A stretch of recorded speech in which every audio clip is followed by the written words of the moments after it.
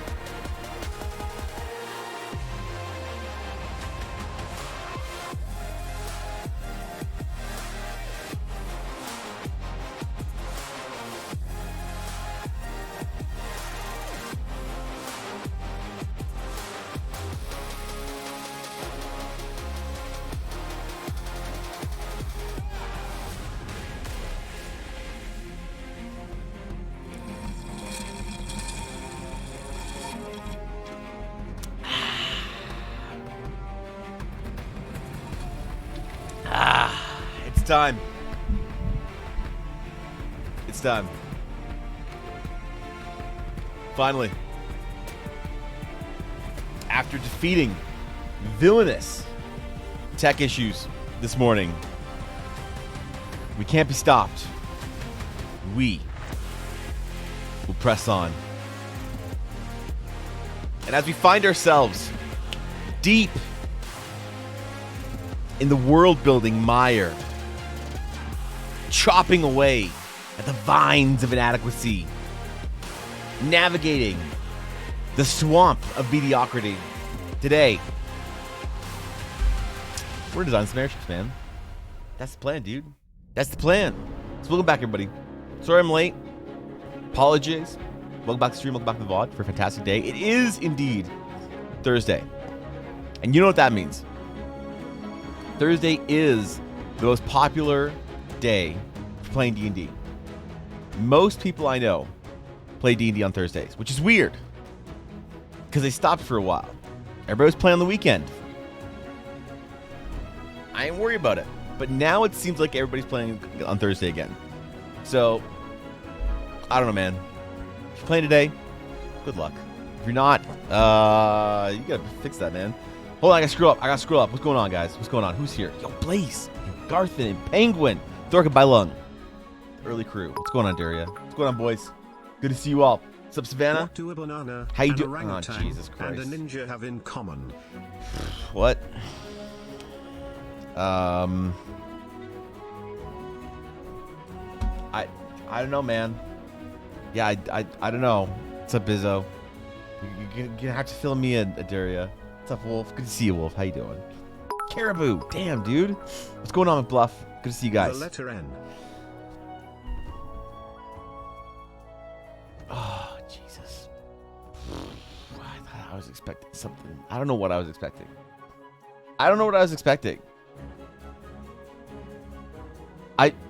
Yeah, I was probably... God damn it.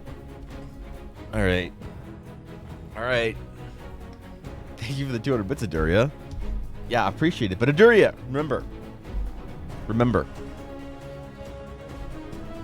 You're done with bits. You need not seek any higher. You need not TTS anymore. You've climbed the highest mountain, my friend. Don't waste your money on bits. It's all good. All right? What's up, Saffrog? Who's your favorite Hollow EN girl? Let's see. The fuck is Hollow EN? Hollow EN. Is that Hollow Live English? Hollow Live Production. I'm done with bits. Let's see. News to me, Ivan Alexandrite. Jesus Christ. Let's see. 2020 members. Let's see. My favorite Hollow EN girl is... I don't know if these are the Lammy. No. Yeah, sure. That one. Why not? Who's your favorite Hollow EN girl? Savannah? I don't know what the fuck that is. What's up, Faye? What's up, guys? We got a lot of mods in here, man. It is Mod Appreciation Month. Don't forget. So if you got mods, or if you've enjoyed a mod, you should appreciate that, man. You should appreciate them. Thank you, Duria, for 300 bits, though. I appreciate it. Listen. You've trolled hard. You've TTS'd. Probably harder than anyone else has in this entire community. I think if we were to create an EBA Awards once a year, I think that you would win the TTS award. What are the categories we have? Yeah, what categories do we have? We'd have the TTS award. We'd have the attendance award. Probably Garth would win that. What else do we have? We'd have the most Giga Chad art. I don't know, man. Most successful trick ever installing. Okay, dude. Okay. Appreciate your modding Ellis channel. Thank you, Garth, and I appreciate that. I appreciate being appreciated for my hard work as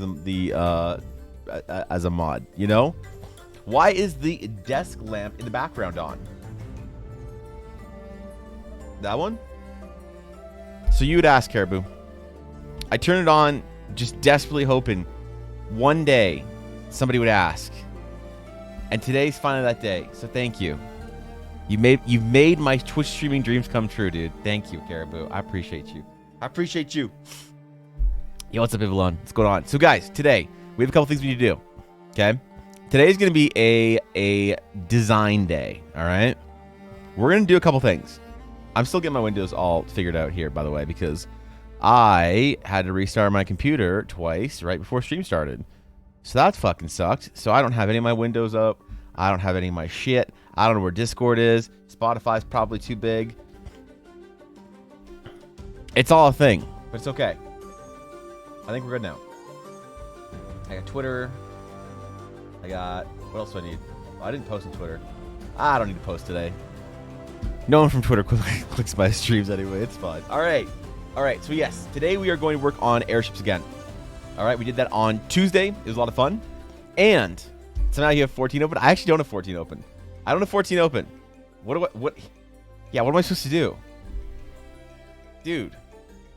How am I supposed to gaze over at my my retainer board or my retainer bell and wonder if I got any gil in the from the auction house? Yeah, how am I supposed to do that? You're right. Shit. Plopped 2 images into stream topics. Creatures you should use for the Shadowed Sea. All right, what do we got? What do we got, Wolf? Creatures we should use for the Shadowed Sea. Hold on. Stream topics. Let's see. Do we need a giant spiky lobster? Yes. Okay, good idea, Wolf. That's in. Do we need an armor crab? Also yes. Do we need a nope insect? I'm gonna pass on this one. Yeah, I'm just for moral reasons. I'm gonna pass on that one. That one's too monka. Yeah, just the morality of me as a world builder, Wolf. I that's too monka for even me. What the fuck is that shit? Holy shit, dude. How'd the Oath of Cosmic Twerking end up? It was good. Yeah, it was good. I think we ended somewhere on Cosmic Paladins have star shit. And that's pretty much where we ended. So, listen. Wow, I lost all the painting I did this morning. That fucking sucks. That's okay. No big deal. We'll just do it again. It was quick. So anyway, today, we're going to paint up a couple of airship concepts, okay? And what we're going to do, our main, goal for the day, is to see if we can get some sort of idea of customization features we can add, okay? I have a whole bunch of features that I can let my players customize with to do with carts and travel. So we'll see if we can do some cool shit with airships. I want to be inspired by, if anyone's played any Knights of the Old Republic or any Mass Effect, that vibe of having a ship that becomes your sort of home. I want to allow for that for players. So today's going to be fun. I'm actually looking forward to it. Okay, we're caught up. Someone got us the mediocre questions. Listen, Caribou. That's why I adore you. Okay. I appreciate a bunch message. Evan is the best mod in Ella's channel confirmed. Thorkin, I don't know about that. Yeah, I don't know about that. All right. I think Cobalt's done the most in Ella's channel. Yo, what's up, HCP? You, my friend, are awesome. I'm just enjoying your presence. All right. Yours kind of looks like a dragon from How to Train Your Dragon. That's like a dragon from How to Train Your Dragon. Is that the discount Pixar one? How to Train Your Dragon? Is that the budget? That's like discount bin Pixar dragon movie, right? Who did that? DreamWorks? I think I've seen the first one. I don't think I know there's probably 3 or 4, and a video game or some shit. I think I've seen the first one. I think the main character couldn't walk or something, right? Or whatever, had to ride his dragon or some shit. And it was I don't remember, dude. Yeah, I don't remember. This one time ages ago in either D&D 3.5 or 5e, I ended up killing a bullet solo and dragged the dead bullet back to town, and some artisan helped and had some artisan help with salvaging the bullet for food and hide and armor. Excellent. Now, how do we turn that into an airship? Yeah. Those movies are awesome. How dare you? They're actually bomb AF. All right. I don't know, man. Unfollows, unsubs, bans Evan. That's fine. That's fine. If it's over Pixar, I'd understand. But DreamWorks, get out of here. No, I actually just don't like watch a lot of animated movies. So I don't know. The first one I recall it. I think it was cool, right? I don't know the last one, the most recent ones.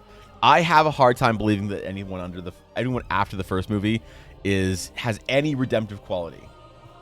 I'm pretty sure the following the DreamWorks trend, the first one was probably decent, and the ones after that were probably dog shit. So I don't know. I don't know what to die today. Bizzo, listen. That's what we do. You're the best artist named Evan I know. Thank you, Savannah. That's what I live for. All right. They're welcome to Evan being canceled. No, Rob. I'm gonna give my opinions on 5th edition players later. So, sure, I got new sketch request ready. Beholder Eye minigun. I'm not drawing a gun. What the fuck? Be kind of cool though. Evan's DD's hot takes, cricket noises. Evan's trashes How to Train Your Dragon. People riot. Is How to Train Your Dragon? Does it actually have a fan base? I don't know. I don't watch a lot of listen. I don't watch a lot of kids movies. All right. Like look. There's I'm not saying there's anything wrong with like Clone Wars was a great kids show, but it was ultimately a kids show. You know. I'm not saying that there's anything wrong with enjoying media made for kids, but like. When I see a lot of Pixar movies, it's a little hard to get into sometimes. I remember How to Train Your Dragon being one that was exceptionally felt like it was for kids though. So I don't watch a lot of kids movies, man. I don't. Nothing against it. I just like Dragon Prince, Nickelodeon stuff, Avatar. I just pass on them, man. Nothing wrong with them, dude. I just fucking pass on them. Kung Fu Panda, there's another one, dude. Prince of Egypt was kind of bomb though. Prince of Egypt was a good one. I will say, that was a good one. DreamWorks is a great studio. Sure they are. Yeah, it's fine. Discount Pixar, but still good. Because most DreamWorks sequels are ass. The second How to Train Your Dragon movie is the best. Really? It breaks a turn. What? Is that an opinion of yours, Faye, or do people agree that the second How to Train Your Dragon movie is the best? Because if people love it, I might actually go check it out. If it's like a good fucking movie, if it was better than the first one, I might watch it. Stream Breaker for everyone else, it's probably my connection. I paid for a streamer connection. I just sent an angry letter to service provider. It might be. I don't know. They don't have the weird 30 minutes of lull in the middle of most DreamWorks movies. Oh, okay. Pog. Actual Pog. Theoretically speaking, could use the wood troll hides to cover the wood sides. Dragon scale. Yo, HTSP. There you go. Did people leave? Ah, shit. I forgot to brought up Avatar. Fuck. My bad. Megamind 2, a masterpiece. Never seen it. Never seen it. Never seen Minions. Never seen any of that shit. I don't know, man. How to Train Your Dragon is probably the most attractive looking Pixar whatever that I the most attractive looking Pixar movie whatever that I've seen, but most of it's just kind of like meh to me. I don't know. Phineas and Ferb, what the fuck is that? Probably make that into a gauntlet type fantasy gun though. Okay, that's fair. Recommend it? Okay. I think it's pretty well. That's a pretty well kept opinion. Interesting. So the second one's better than the first. That you don't hear that often. I'm intrigued now. I'm intrigued. There are 3 movies and all of them are pretty good. The third is the weakest. Isn't there a TV series? Didn't they make a cartoon or whatever, or like some kind of TV series based off of it? Am I mistaken? Hold up. We gotta make some sales. Yeah, didn't they make a TV series based off of it? Or is that actually just slander? But I don't know, man. I feel like a lot of people, there's like a large sort of cultural kind of love of a lot of kids movies that I'm missing out on, Like, unless it's kind of Star Wars, I don't really check out a lot of like kids shows, It's just kind of lost on me. I do think that there are some that have like, you know, like there's some Pixar movies like Wall-E and stuff that have like that kind of, you know, generational love, whatever. But for the most part, I just found myself kind of skipping out, you know. I found myself having a hard time relating in a lot of ways. The problem is when you say stuff like that, it's like, oh man, what, you think they're just like all for kids? Like, I don't know, man. People like it. They like it. Who cares? Like, I play Imagination Dragon game for a living. Like, I'm not fucking judging. It just kind of gets lost on me, you know. Which is fine. Everybody has their own shit they're into, you know. All right. Maybe I'll check out the second one though. If it's highly recommended, I do dislike watching films though. In general, I don't watch a lot of movies. But if it comes high enough recommended, I might check out the first and second How to Train Your Dragon movies again. Because I think it's fun. I think it's a cool adventure. You know, you got dragons and shit. I don't know. TV series is ass. Okay, so there actually was one. Animation is so bad. Did they do the thing where they get all different voice actors or whatever? Yeah, do they get like the discount voice actor cast? That actually looks like a PS2 game? Jesus. The reason why I suggested the idea earlier is because in a different game I was in, my party had quests to get the hides, a few dragons, and several trolls were already... We already had the oversized gem. Oh, okay. Interesting. Place Verb is 2 step brothers making the most of their summer vacation by building a rocket or fighting a mummy or climbing up the Eiffel Tower. Is Phineas and Ferb one of those like adult animation, like, you know, cartoons for old people, or is it like actually a kids show? Alien Resurrection is a major anomaly, 4th movie in the franchise. It was directed by Josh Whedon. Yeah, maybe. I mean, like the Alien. Once you get to a movie series like that, that's just like so widespread. Or sorry. It stretches across, it's so wide across time, you know. It's not like it was 1, 2, 3, bang, bang, bang. You know, that's a little bit of a different story. Very rarely I'm saying that the sequels that are like made right after the mainline film or whatever are good, so, or better. But a kids movie that's really good, recommend Inside Out. One that imagines your emotions are personified. That one looked really boring to me. Yeah, I haven't enjoyed a lot of like what are the sort of the modern Pixar films? Because I haven't enjoyed the trailers or whatever for most of them. Like Coco seemed kind of boring to me. What's the new one everybody's losing their mind about that has like a bunch of music and shit? Everybody's fucking freaking out about. I don't know. Well, Studio Ghibli movies. Ghibli's pretty good. Ghibli's good. Ghibli's kind of different though. So Ghibli is, in my opinion, movies that are made,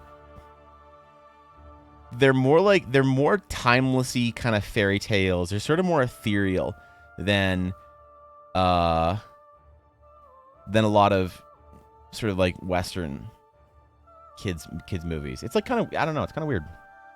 I do consider them kind of different though. So I don't really vibe with a lot of popular animated movies aimed towards kids. I think a lot of times the worry more so comes from people discouraging the movies as just for kids, not being genuine media. But we know that's not what you mean. Yeah, I just don't give a shit. Like I don't like, with risk of upsetting Faye, I watch something like Dragon Prince and I just like hear the dialogue and stuff like that, and it's just like, oh god, this is such a fucking kids show. Oh, it's hard to get past. Oh, Jesus. You know, and I know there's like people like it, and there's like stuff to, you know, if you can get past it, like I said, I can get past that shit with Star Wars stuff. Like clearly Clone Wars, clearly Rebels is a kid show, right? Clearly Star Wars Rebels is an absolute kid show, right? But it might be because I love Star Wars that I can forgive it for being like, you know, the dialogue and stuff for being super aimed towards kids. But like something like, you know, modern DreamWorks or stuff, I don't know. I'd be curious as to like sort of identify what is the storytelling between different sort of like kids media that appeals to adults versus not, you know? Be an interesting study. Madoka, yeah, it's Jesus. That's dark, Savannah. Said it was okay. It wasn't into the way most people were. That's fair. And it was just emotionally dead inside. Why is that, Evelyn?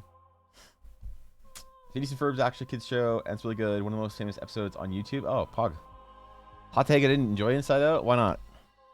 Onward is fucking incredible. Yeah, you mentioned I should watch Onward, Faye, a while ago. And I definitely didn't. I didn't simply because it got spoiled for me. Yeah. That was entirely the reason why I didn't. Nothing against it. You know, it seemed like a good time. But I was like talking to a friend, I think like later that week or whatever. And they're like, what are you going to do this weekend? I'm like, I don't know. A friend of mine recommended like I should watch Onward. So I might do that. You know, I don't watch a lot of movies. They're like, oh, it's cool when this happened. Like, that's pretty cool. And I was like, well, okay. All right. I guess I don't need to watch it now. Thanks for that. So, hey. It's a great concept, though. It's a great premise. Seemed like a good movie. I don't know. What was the last great Pixar movie? Yeah, what was the last time that a Pixar movie came out that everyone universally sort of went, huh, that's fucking dope? I feel like it's been a while since we've had like a really, really great example of something, you know? Maybe I'm just out of the loop. I will admit that I am basically the most out of the loop person on movies. I don't really watch them. It's not my ideal media consumption. Encanto, yeah, that's people are losing their mind about that one. The music in that apparently. Cook was good though. Granted, for a movie about music, I wish there'd been more music in it. Isn't that one about like going? Wait, okay, I don't know what Coco's about. Apparently, I thought it was about like going to the afterlife or some shit or whatever. I don't know. If you're against your inner child that's dead, I can enjoy children's stuff even when you know it's for children, still because I have that sense of wonder inside. Did you just call me dead inside, Ivalon? The fuck? Nah, I'm not gonna ban you. Thin ice, Ivalon. Thin ice, my friend. There's something big that seems big, but actually is early on thing. Oh, okay. I don't know, like the main sort of premise that was the big deal of like, oh shit, that's the reveal or whatever. Yeah, they were like, oh, it's really cool. I was like, nah, man, I thought that was the main, you know. Why would you spoil it? It seemed like a cool idea though. It seemed like a cool idea, I'll admit. Definitely a little more slip pass for fantasy genre stuff though. I'm hungry for more fantasy media. Well, that's the thing. That's like what I said. Like I'll admit that like Star Wars is like Rebels. I mean, there was a new Star Wars show that was too much a kids show that I couldn't get into. It was like called Resistance or something, I think. Yeah, Resistance, I think it was. And I couldn't do that one. That one was a stretch too far for me. That one was definitely a stretch too far. But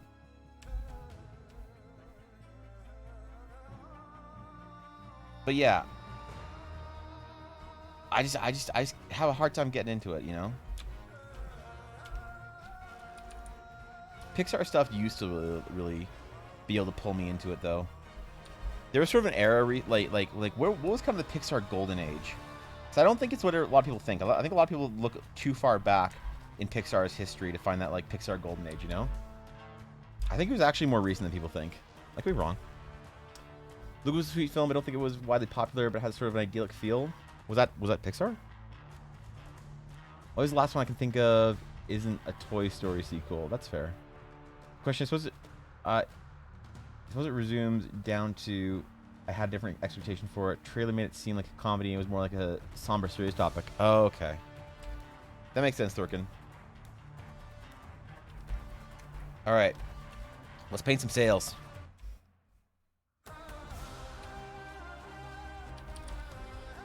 Let's paint some sails.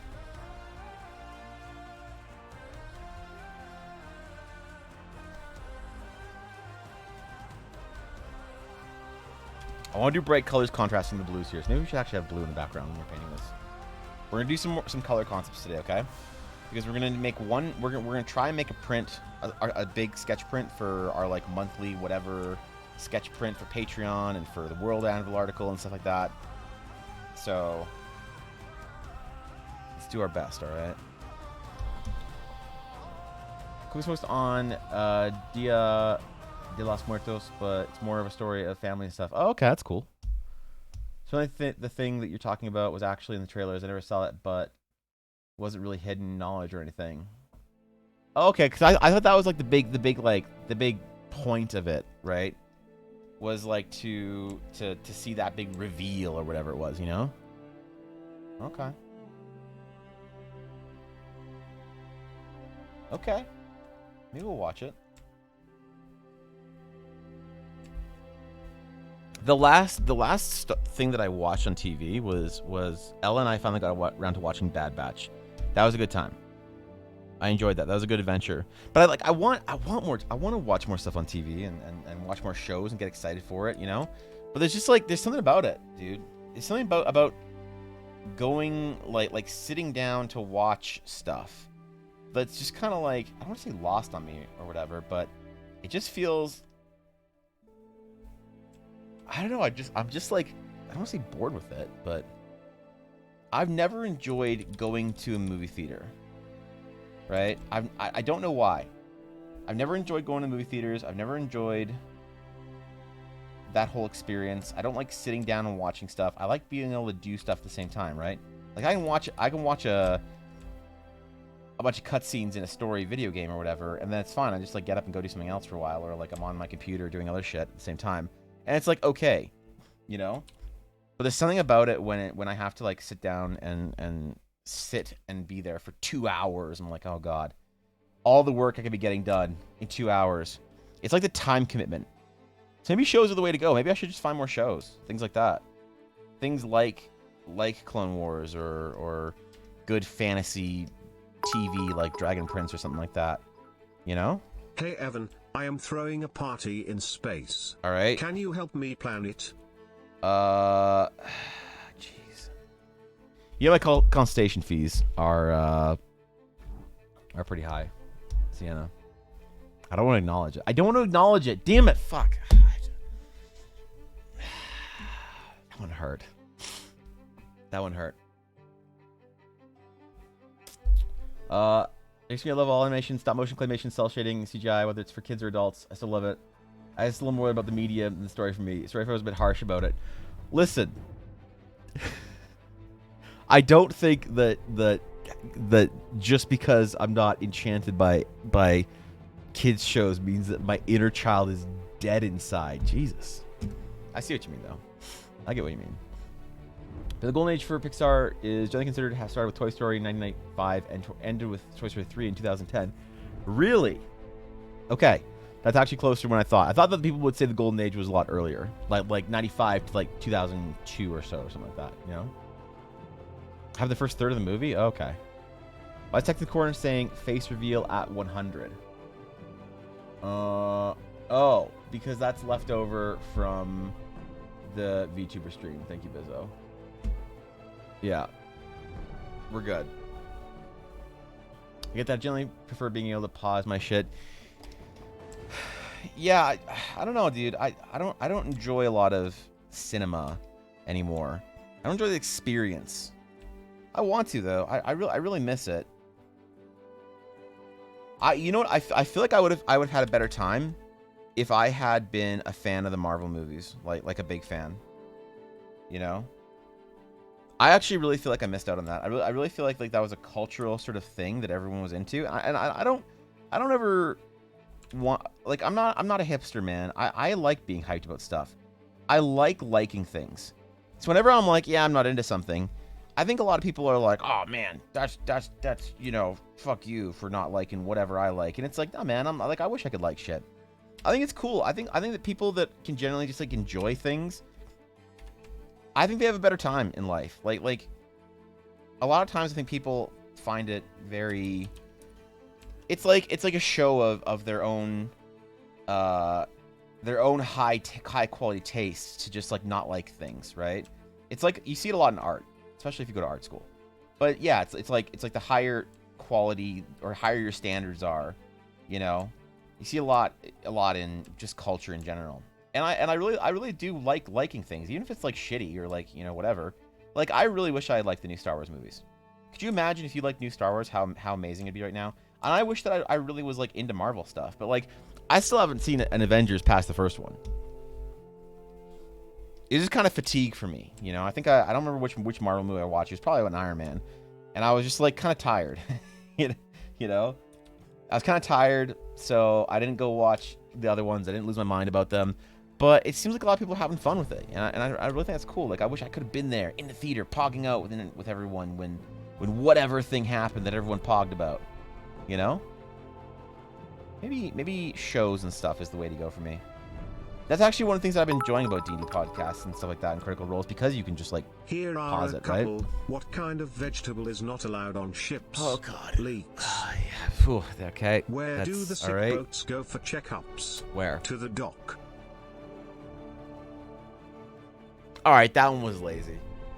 All right, Sienna, that one was lazy. Come on. We gotta have a quality standard here. The first one was good. The second one was you're slipping, Sienna. That was the first one was good. All right. Jeez, thanks, Thunderbits. What's up, Cobalt? Here's the Evan's favorite movie is live action Last Airbender. Oh yeah, no, that was great. Yeah, Avatar was a great movie. That was okay on the ground floor when they first came out, but now it's like One Piece. Yeah, I don't know. Moon Knight is really good. What is Moon Knight? The fuck is Moon Knight? Yeah, wait, what? So we got so long. Got a boyfriend. Gwenda boy. Congratulations. Congratulations. Also, sorry to hear you can't play as much Dungeons and Dragons now. That sucks. We shall mourn your characters for you. Wait, that was on the wrong layer. Shit. There we go.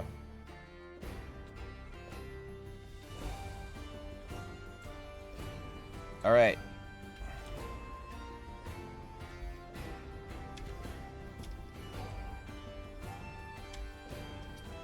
Now we're going to make this all silver and shiny, if we can. We're going to make it silver. We're going to make it shiny. We're going to make it... maybe like kind of mirrory and reflecty. Let's do a bluish silver because it's going to be reflecting the sky. I was thinking about doing gold, but that's a little Kaladeshi for me. It fits in with Kaladesh, you know, the more sandy whatever we were talking about the other day. For me, I think we're going to try the bright silvers to sort of play on the contrast between the clouds and since you were unsatisfied with the last one, Jesus. Here you go, Evan. What was All the right. name of the pirate that did not fear the tides? Hit me. Johnny Depth.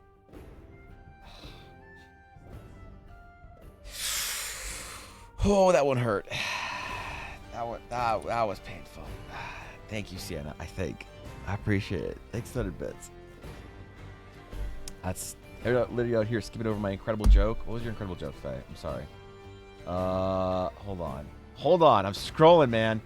His inner child is dead inside because he had a graphic career, a career in graphic design. Duh. Yeah, that's true. Yeah, no, that's actually true. What's up, Terrius? What's going on? Moon is a new Marvel show. Oh.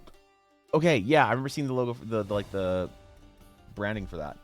I have a question for you. It's slightly tied to animation, but more so media and characterization in general. Did you ever see General Grievous' first introduction in... Wait.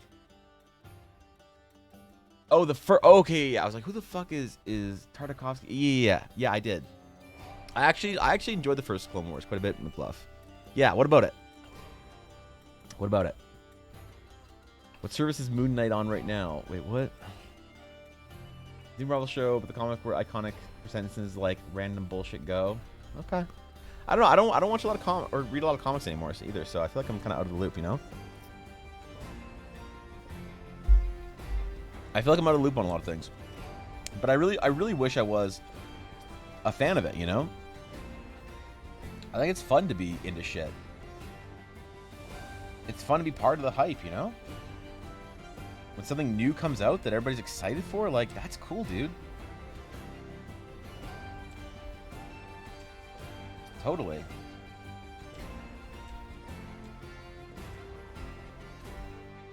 All right.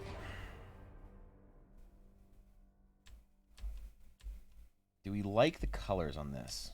And also, what upgrades can we add to it? Silver for life. Wait, weather light. Yeah. wait, what? Ship's a little like a hermit crab or something, with the silver part being a shell. Excellent. Hermit crabs are adorable.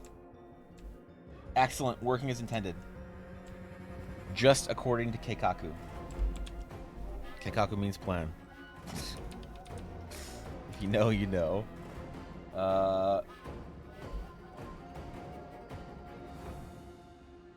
Linear dodge.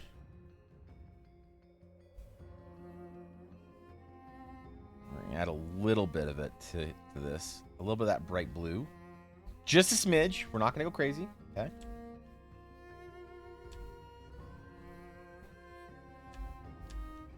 We're not gonna go crazy on it.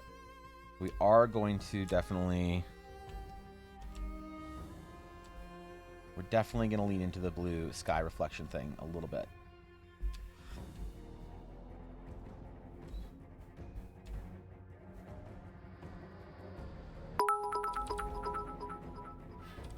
Okay. What happened when the boat carrying red paint crashed against the boat carrying blue paint? Purple? The crew got marooned.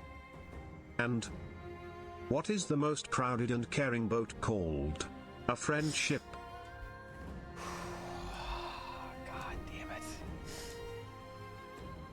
Okay, that one hurt. That one hurt. Thank you, Sienna. That one hurt. That's good shit. Stream topics. What am I gonna do stream topics for? What is the stream topics? Stream topics. We're drawing the air wings today. You're good, Adoria, but I'm better. Yeah, one day.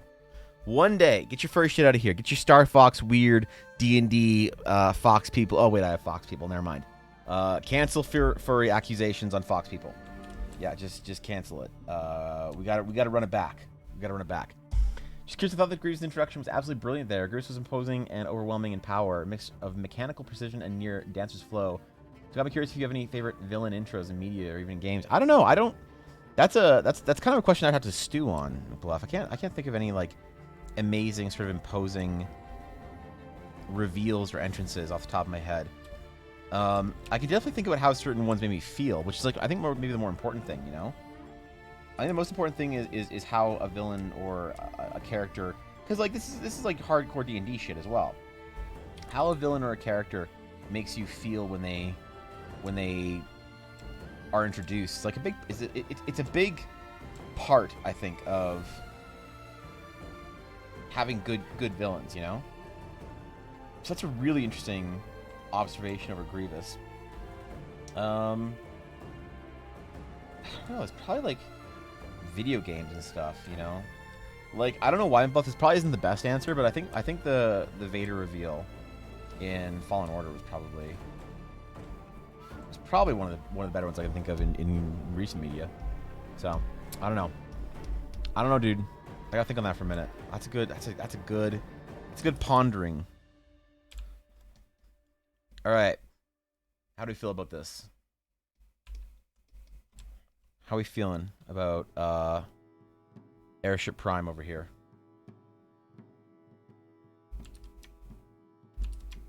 Kind of like the colors. I think it's an interesting first concept. We'll do a couple more today. So what kind of upgrades would we want to add to our airships? Right? Like, if we were giving our players an opportunity to customize their airships so that they could have some kind of experience, all right? An experience like you would get in maybe more sci-fi kind of project where you are able to like build and customize your ship and whatever.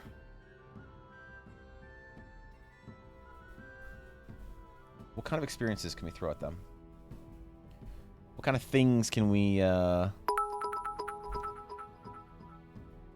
Last one's Evan. Why Jesus. didn't any of Luke Skywalker's marriages last? Hit He me. always followed Obi-Wan's advice. Use divorce. Luke. Where does That one felt Princess Leia personal. shop for Father's Day? At the Darth Mall. That felt oh god. Oh, they hadn't heard that one before, and it's so gross. It just Not Darth Maul. Come on, dude. All right. Sienna, thank you for the 100 bits, I think. I'm not even sure at this point if I'm not even sure at this point if I'm even grateful. No, I appreciate it. Thank you, Sienna. Whew. All right. Damn. Okay.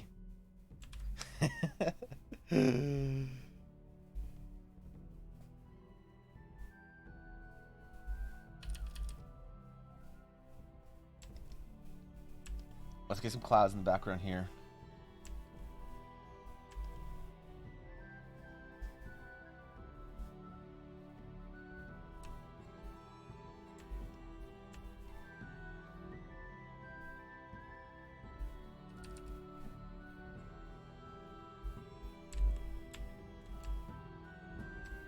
See how it looks against the sky.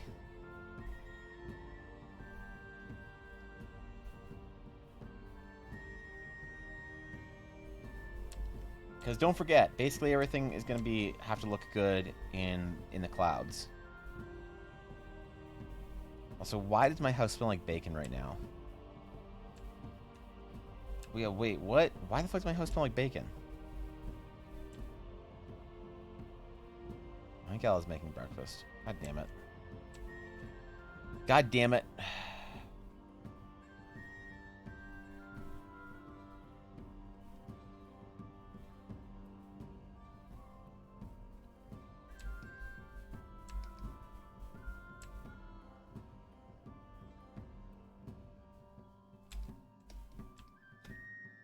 Okay. I kind of want to fill in our line work here real quick. Line work. We're just doing super quick concepts today, remember. Super quick concepts. Nothing crazy.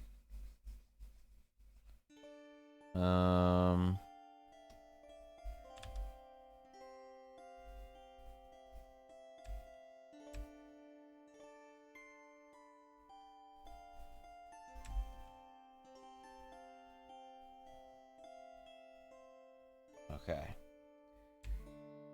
But yeah, we do need to think about upgrades. That's like the main project for today is going to be figuring out how to upgrade our airships in a progression system that seems interesting, that seems fun, that one could engage in as a player, and hopefully have a pretty cool place to blow their money.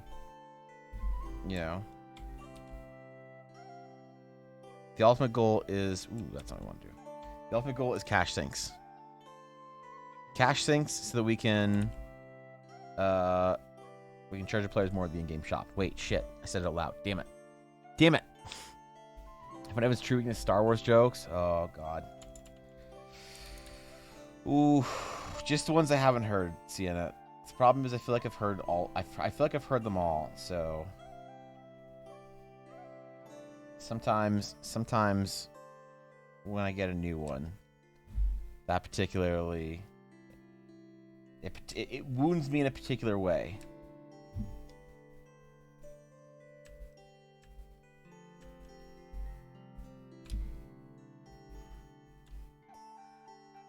All right. Concept. Done. Dragon-shaped bowhead. Dragons. Oh, shit. You have dragons in the airships? Also, is it all we bake cookies, but we cook bacon? No. It's perfectly... It's working as intended. I was curious about what your thoughts on the scaling system for the weapon. The one yesterday that you posted? Oh, I thought it seemed a little powerful, but... I guess that's the way epic items go, right? Or, yeah, rare items. Epic? Rare. Epic. I was gonna revise the stuff and see what you thought about it, Thorkin. So when I do that, probably closer to the weekend. I want to get your opinion on it and see if you enjoy the revisions or if we think I went completely off the end.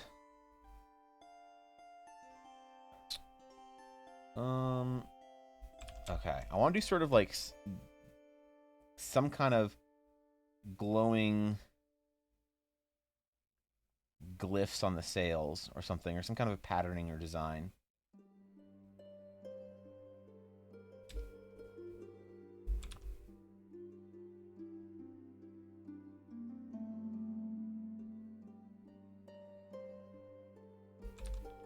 Referencing sort of the existing kind of flows and curves and waves and stuff like that.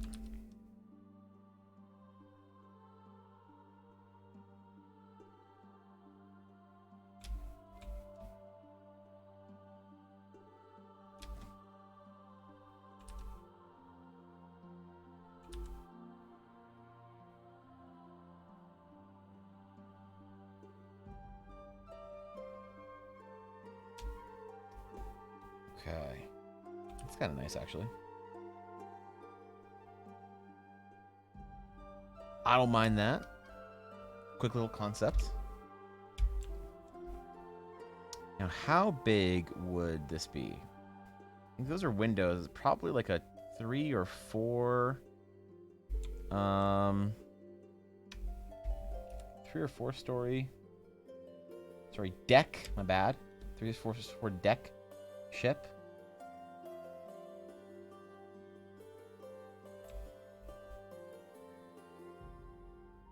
So this would be an example of something that the players... Like, how much... Do we have a cost chart in 5e for ships of different sizes? Because I don't think I've seen one in the PHP, but there might be one in, like, Xanathar's or some shit. If I was to put money on it being anywhere, I'd say in one of the extra little supplemental books or whatever. Thank you, Lurk Sienna. Appreciate it.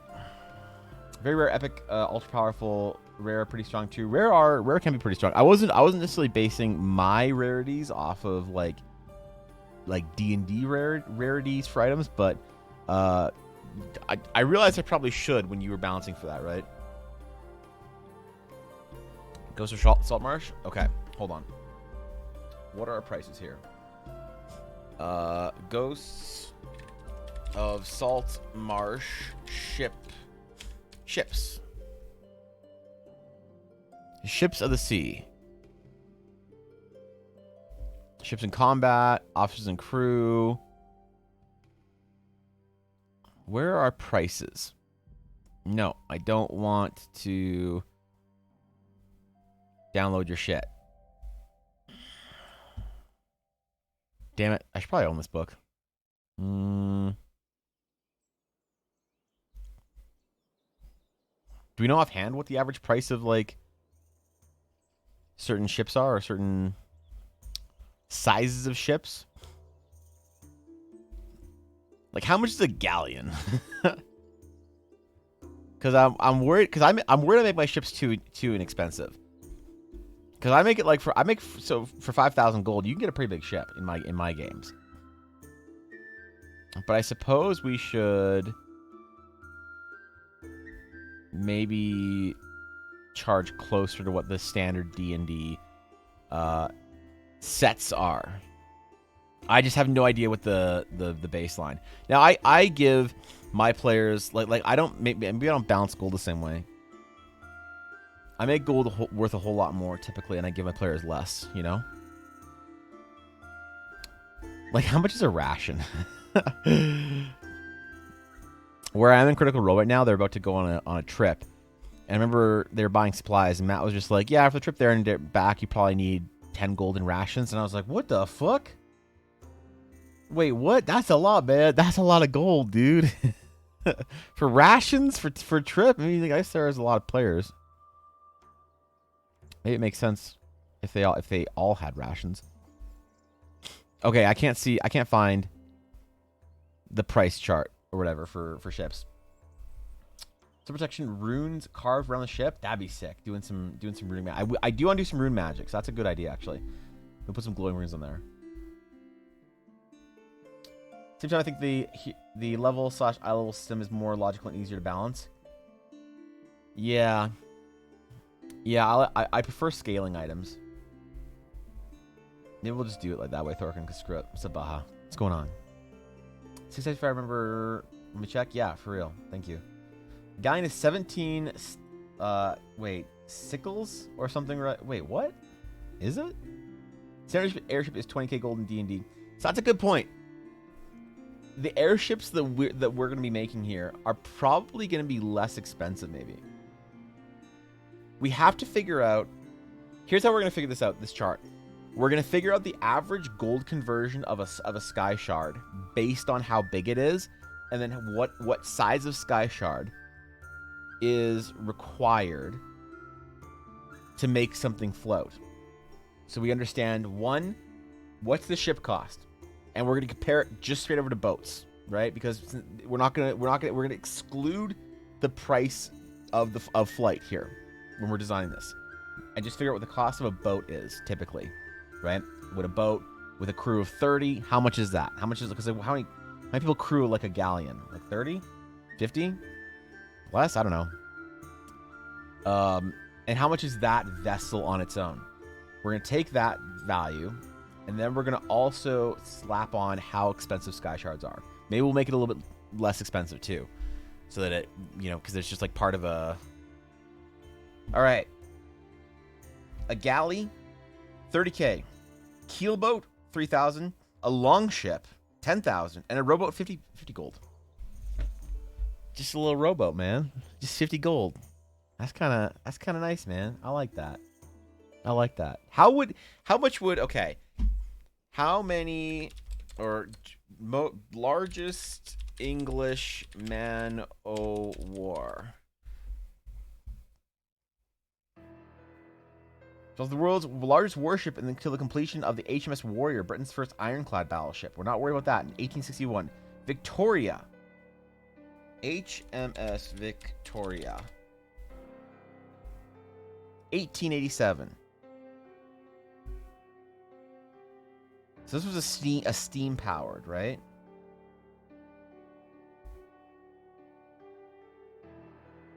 Yeah, so the HMS Victoria was a steam powered ship. Largest English sailing warship. They say is the HMS Victoria still. Ship of the line. To a naval warship, age of sail, the HMS Hercules. HMS, okay, how many crew did the HMS Hercules have?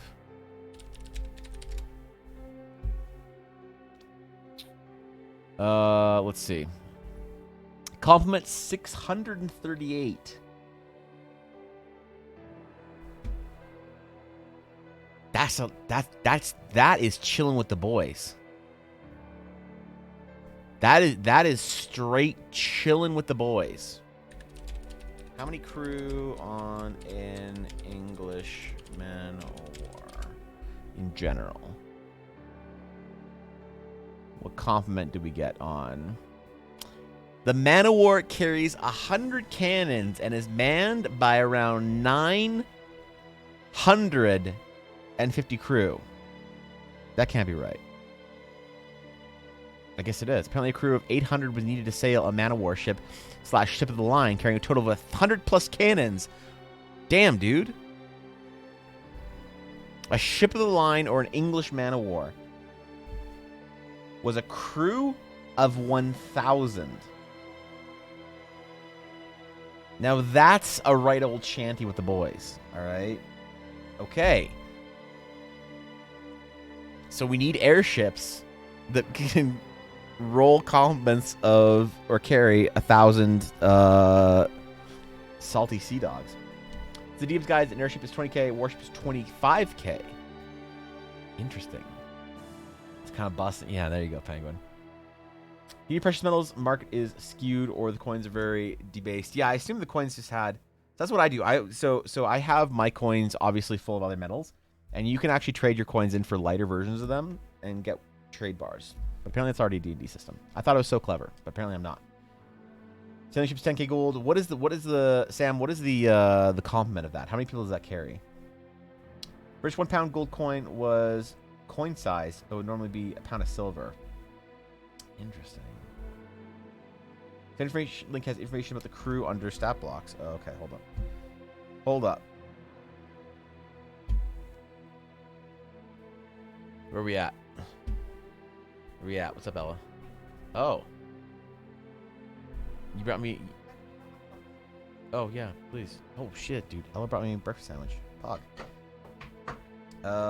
Where's our crew?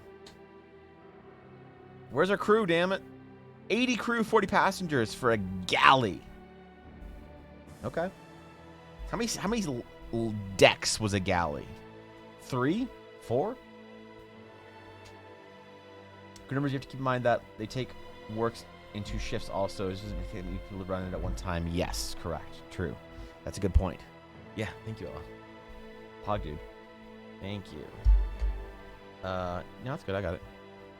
Thank you. They would have carried more guns than the entire Battle of Waterloo. Yeah, damn, dude. Men were freaking huge. A galley would look small in comparison. Yeah, totally. A gun is a 4-man crew. Yeah, you got a stuffer, you got a loader. What else? You got a fire. You got the shooty boy, you got the stuffy boy, you got the loader, and you got the other guy to I don't know. I can't imagine what the 4th guy's job is. Scroll more, it's under the stat blocks. Okay, yeah, all right. What else we got? Is there vehicles? Wait. Keelboats, sailing ship, warship, rowboat. How many people does it take to man a rowboat? Okay, keelboats. How much is a keelboat? View keelboat. 3 crew, 4 passengers. Okay. So this is gonna be our average little airship, right? It's gonna have enough room for for everybody to be down below deck. And so what's the length of this? What are we talking here? What's the length? What's our weight? What's our average whatever? Doesn't go very fast.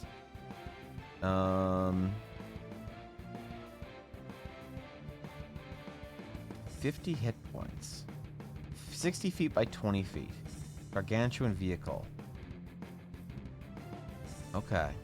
So I think we're going to design with the average party. Like if you're... How much... Does he have a cost for this? Price? Is there a price for keelboat? Or was that on the other one? Was that on the other... That was. So 3,000 GP. So we're going to make our average airship around what? 3,000, 4,000 GP? That's not so bad. Like if you're just getting the bare bones boat, you're not getting anything else. Obviously this is a larger version. We should draw like an average keelboat airship type thing. But if you're just getting that, that's not too bad for a party. Like what level do you guys think 3,000 gold is affordable for your average D&D party? Because I would say like level for me, my party probably wouldn't have 3K between all of them until level 6 maybe, 5 maybe.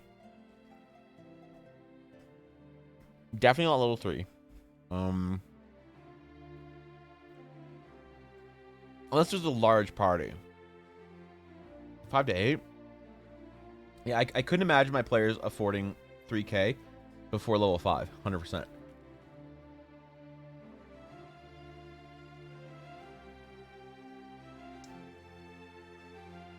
Surprising the DMG. Wait, what? The other ones didn't have wheels, so moving them back and forth, finding position. Oh yeah, I guess that's true. Proud of that.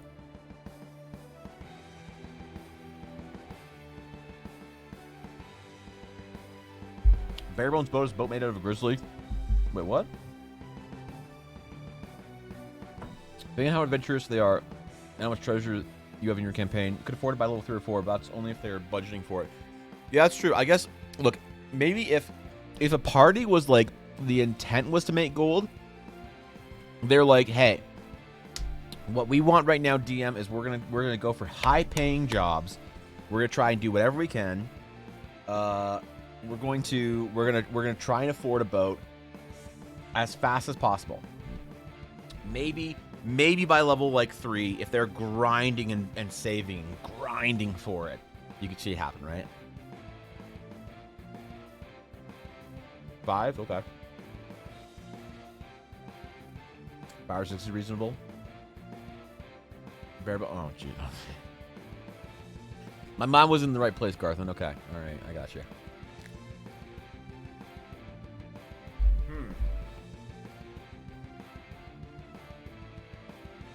So what is the average cost of a Sky Shard then? So if we have a keel boat, if you build an airship that's a keel boat size, whatever, let's just say it costs around 3K. How much would it be to float it? How much your average Sky Shard? Basically, on the low end, how much should an average farmer who has like a cart that they want to make float or fly or whatever, or a small little boat that they want to make fly, and they need it for day-to-day kind of work. So your average farmers are going to have access to this. How much should Sky Shards be to like float a cart? Is 10 gold too little and is 50 gold too much?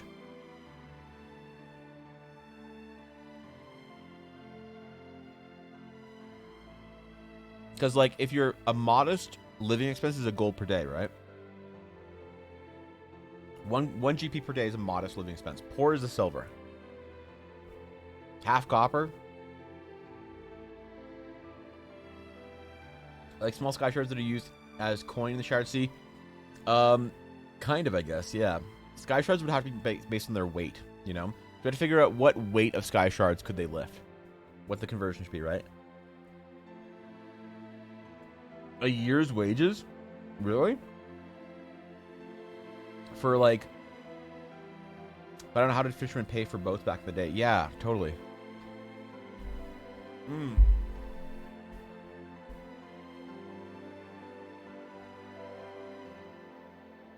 That's definitely a good point.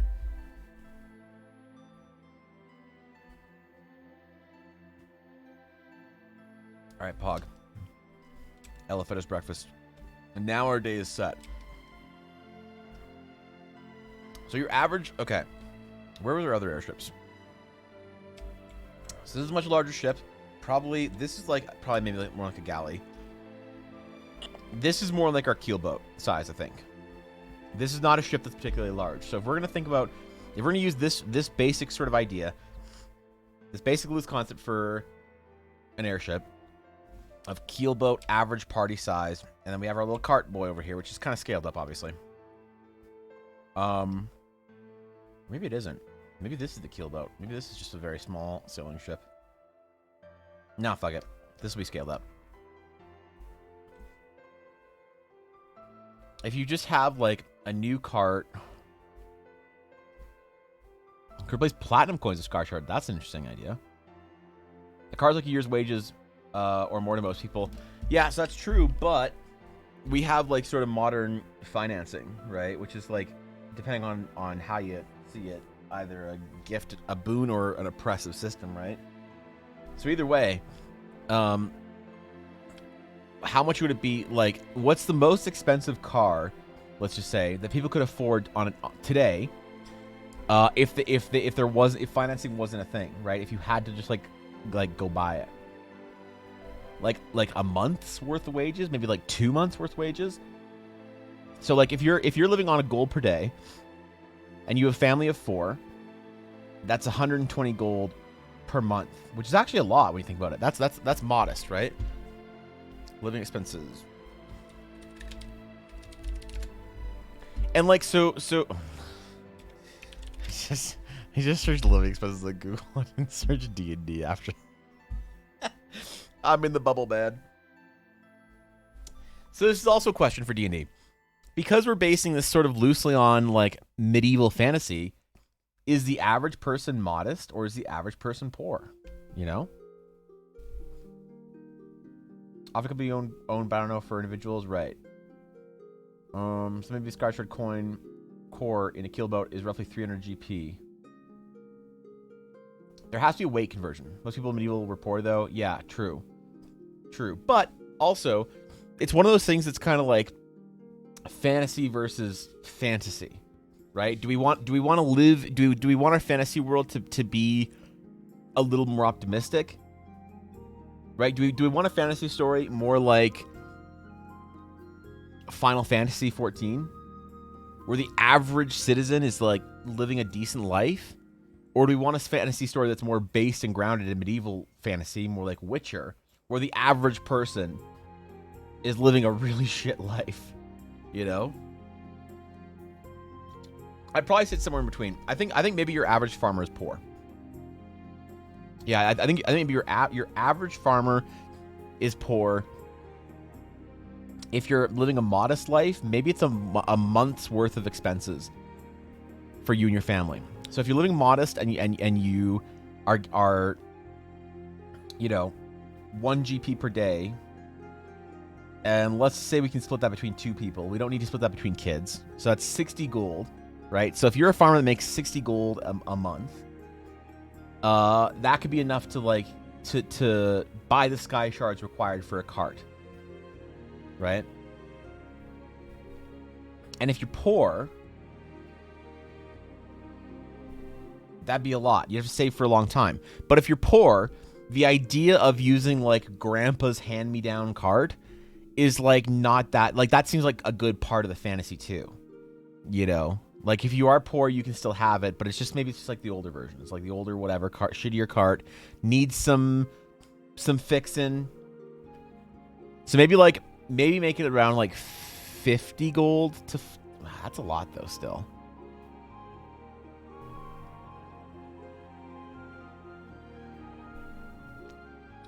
To float a cart, the cost of sky shards.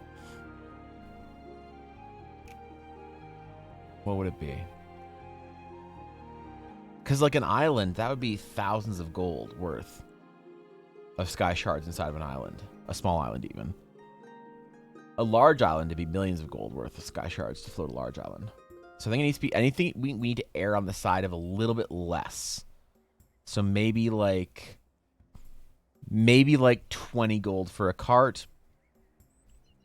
And then a ship would be like in that sort of 300 gold range, you know? Was it saying farmers are decently wealthy? Yeah. I just raise standards wages to make it more comfortable. Yeah, it's like what kind of fantasy story you want to tell, you know? Because 1 GP a day as wages, literally how much you spend on the modest, so no wife or kids get spent on. Right.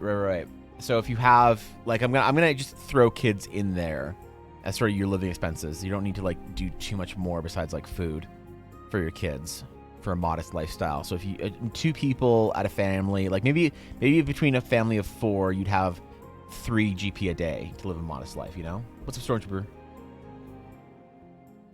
If you actually own the farm, you were wealthy. Yeah, true. What is this? Smart Mind Bio. How much do ships cost? 1500s. Ooh. Faye out here with the real value.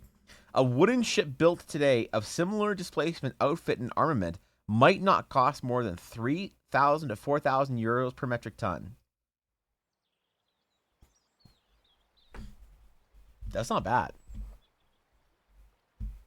Yeah, that's not bad. What this says to me, though, Faye, is this is very interesting for D&D, and I get you're trying to be helpful with this D&D discussion, but what all this article is saying to me is that you and I should go buy some sort of sailing boat. Some sort of vintage, like 16th century sailing vessel, and just have the best summer, you know? Just fucking have the best summer, you know?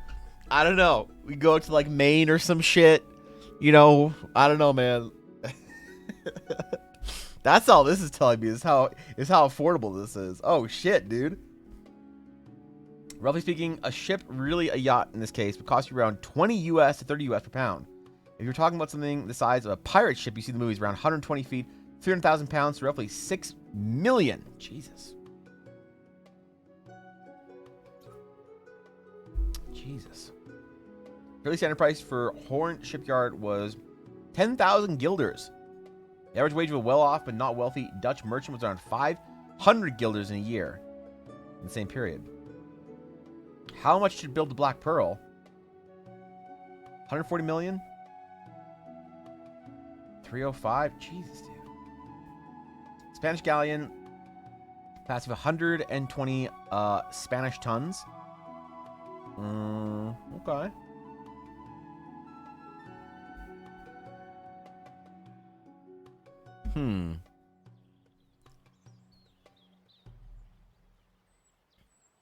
So I kind of like the 5,000 gold mark for the ship, for the airship, for like a average party ship. You know, maybe maybe around 4,000. What's up? What's up, Alana? What's going on? No, it's Pepega art. It's if you start typing in Pepega, and hit tab, it will cycle through all the emotes that are available in that channel. So, yeah. I don't know if you knew that, Alana. Also, how you doing? Good to see it. There's actually a thing we could do where we can learn how to sail for like 8 weeks on one of the ships used in the Pirates of the Caribbean movie. So, like, let me know if you want to do that. Just imagine the streams. Holy shit. What would you name the ship? If we bought a ship together, we would call it the USS, or the HMS, sorry. The HMS Mendy versus Bendy. That's what we call it. We would call it the HMS Mendy versus Bendy. You know, because obviously Mendari is Mendy, and as a DM, I'm kind of bendy, you know? And Faye just hates that so much. So, you know, hey, I guess whatever we name it will be, it'll be whoever gets the naming convention first. Like, if I get to name it, it's going to be the HMS Mendy versus Bendy. And if Faye gets to name it, it'll be the USS Fuck Cora or something, you know?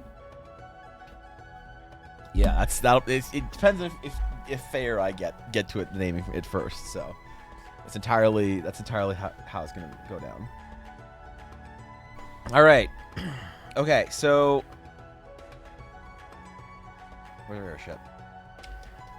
So this is gonna be a much larger airship. This is our galley. This is our galley. So how much was a galley? A galley was 30,000 GP. Damn, that's a big boy. So this would be a crew of like around 100 or so.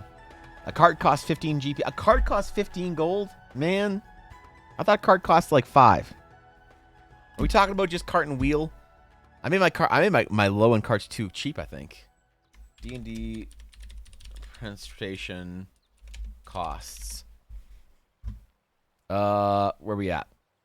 Mounts of vehicles. A camel is 50 gold points. A donkey or mule is 8 gold points.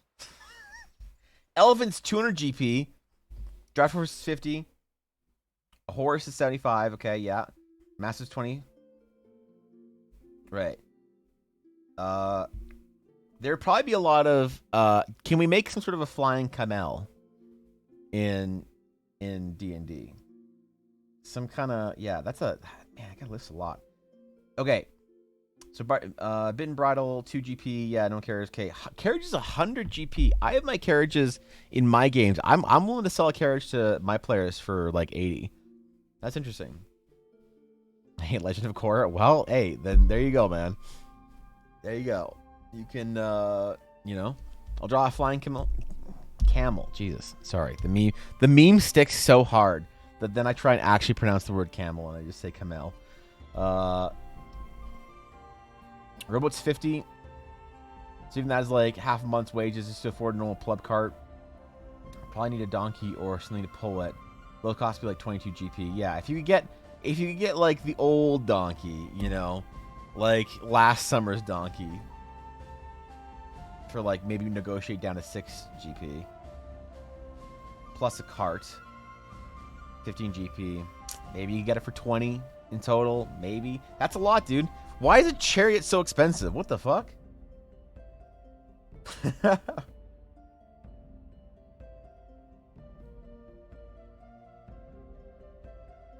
A wagon. So a wagon is basically just a covered cart, right? 400 pounds and a cart's 200 pounds. Oh no, wagons are bigger than, I guess, in D&D. Or at least 5e. Because I have wagons versus carts. I have a wagon more expensive, actually, I think. Because it's like covered and fancier and stuff.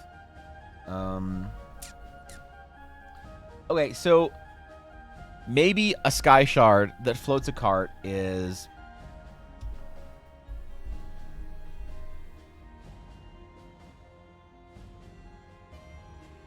10 gold.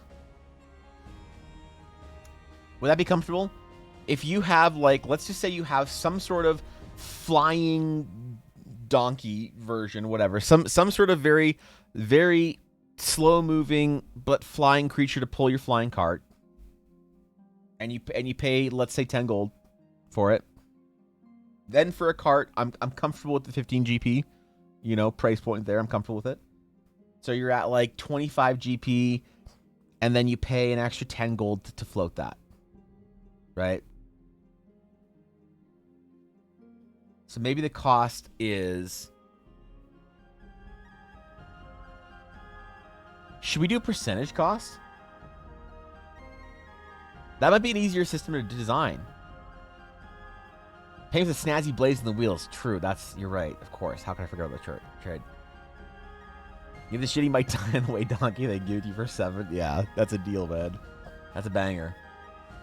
Do you think it's too expensive? True. Well, flying is a staple of that everyone has access to. They're automatically going to be pricier. Yeah, and so I want it to be less expensive here. I want it to be pretty common. So the base price of each of these things would be increased by like 20-30% minimum. Do you mean like for the base price or the price of the sky shards to float it? Are you talking about like all in? You want to get a floating cart? It's 20-30% more. Or do you mean like the base item, the cart that can fly? Because I don't feel like it's that much different, right? It's just got a sky shard embedded in it, right? I'm not sure if you mean like with or without the sky shards.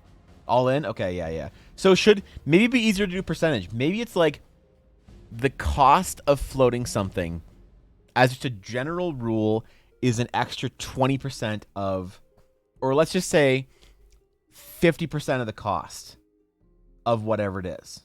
What would that look like? For a cart, it would be, to float a cart, it would be an extra 7 gold. To float a carriage, it would be 50 gold. That's not too much, 150, right? But to float, now here's the thing. To float a keel boat, it'd be 1,500 gold for the sky shard. See, I don't mind that. I think that's a good price point. To float a galley, it'd be 45,000 gold.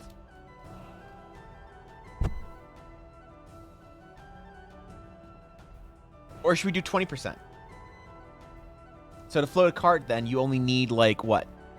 3 gold? That seems too accessible to me. I think 50% is good. I actually unironically think the 50% is good. 50% of the basically the price of the thing. Now there's going to be some debate as to how much that actually costs and to float to like per sky shard, you know? It's easy to do math. Yeah, true. Sky shards are things that you can mine out of the island, right? So smaller sky shards would be like iron tools or some such. Smaller sky shards would be like iron tools. Like you'd require them? Yeah. Yeah, definitely. Question is now, is the cost extra on top or is it going to be included in the base cost? I think it's kind of just going to be like you can provide your own sky shards, I think. But you know, actually, no. For larger items, I think that it needs to be built in.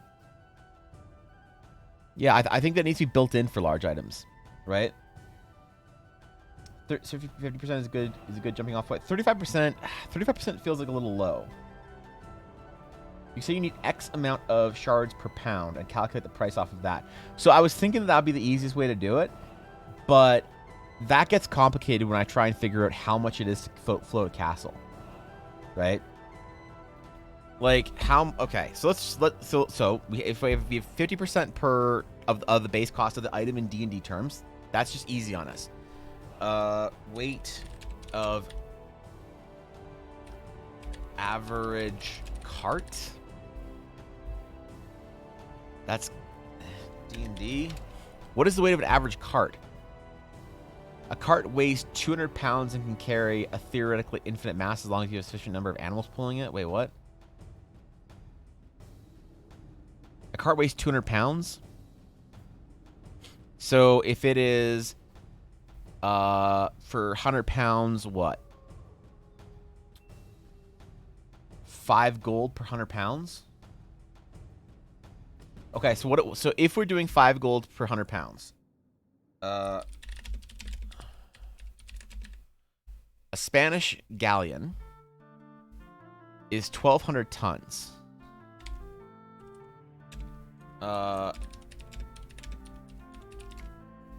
So that is okay. That's gonna be the same thing for an airship, right? The only thing in it, so you have to count for carrying capacity. Right. Right. True.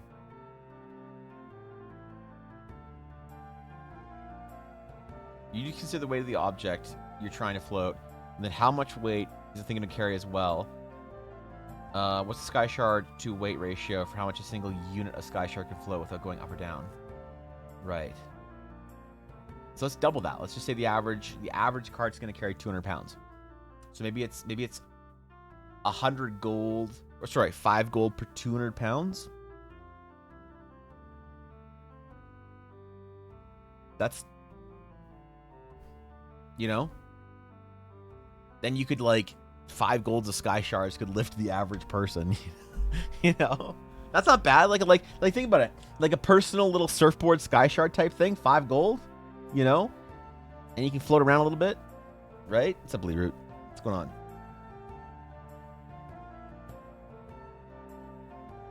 If someone wants to build a boat that has a huge carrying capacity, they would need more sky shards built into it. Have an average cart to sky shard weight ratio. You know, why don't we just in general go with the weight of the item and assume it's going to carry like double its weight or something like that. In most regards. So hold on. Okay, so 24,000 or is it 240,000 is 1,200 tons? Oh wait, it's no. 1, 2, 3, 4, 5, 6. Oh, okay. So divided by 200 times 5 equals 60,000. So that wouldn't be right. That wouldn't work at the higher end because that would mean a Spanish galley style ship would cost 90,000 gold. That's a bit too much. I think saying base 50% at the original price can be adjusted based off how good you want to be carrying shit is a good framework. Yeah, I feel like there's gonna be questions of like how much does does sky shards lift or whatever on average. So that's a question. That's a good question. But for now, I think we'll just calculate the average cost of sky shards to be. And maybe there's some rules we can have where like a larger clump of sky shards can lift more or is more efficient or something along those lines, you know? 10 GP to make it more metric, but I do like the small personal sky shard idea. Yeah. I believe 0 weight, so transport costs would be mostly about the bulk too. Exactly. Imagining something like those log drivers surfing down a river on a log. Kinda, yeah, I guess.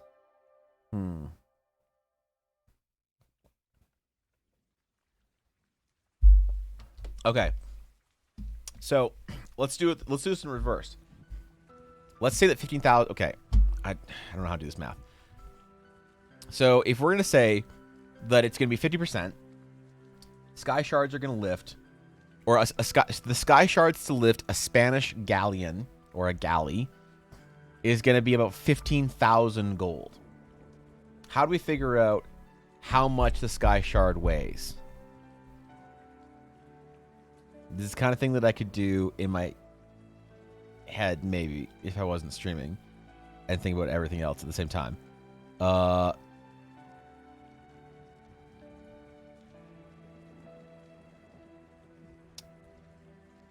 Or is that not a good metric then to use 50% for? All right. Here's what we'll do. We'll say that it's 50% of the cost, and we'll figure out the weight capacity or lifting of a Sky Shard or whatever later. We'll figure that shit out. Welcome back, Thorkin. Now I see a piece of art, a team of shard divers. They exist. Miners, divers, the whole kind of thing. All right, so 50% of the weight. 1 GP per 160 pounds. You just didn't type that part? Oh. Is that how it works out too? So that's interesting, because then that doesn't work for the lower end stuff.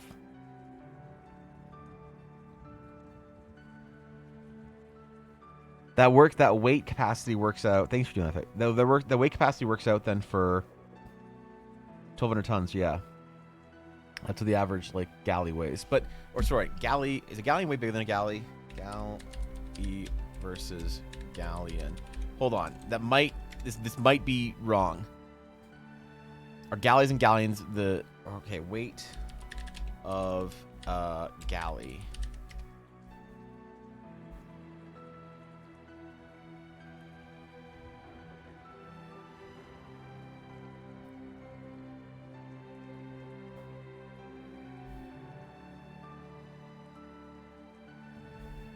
The Salt Marsh book doesn't have the weight of the galley on it, does it? I mean, why would it, right? This is not something that...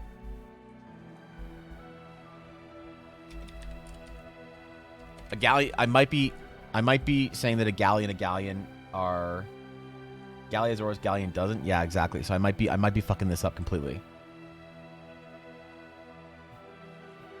Because if I'm not mistaken, galleys are a lot smaller, right?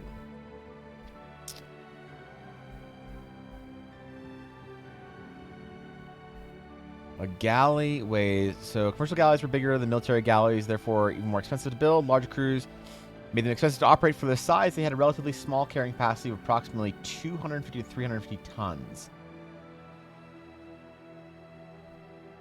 The galleys carried survived by horizontal blades that could weigh up to 400 kilograms. No.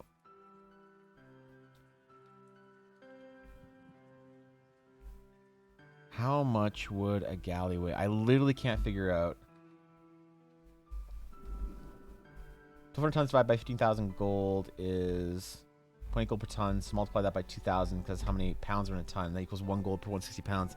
Yeah, I think you're right. I think that this might be off because I'm pretty sure that I'm using the word galleon in my own head, but I'm reading the word galley on the D&D vehicle thing. So I bet you anything that a galleon is going to be way more expensive than this. Than 30,000 GP.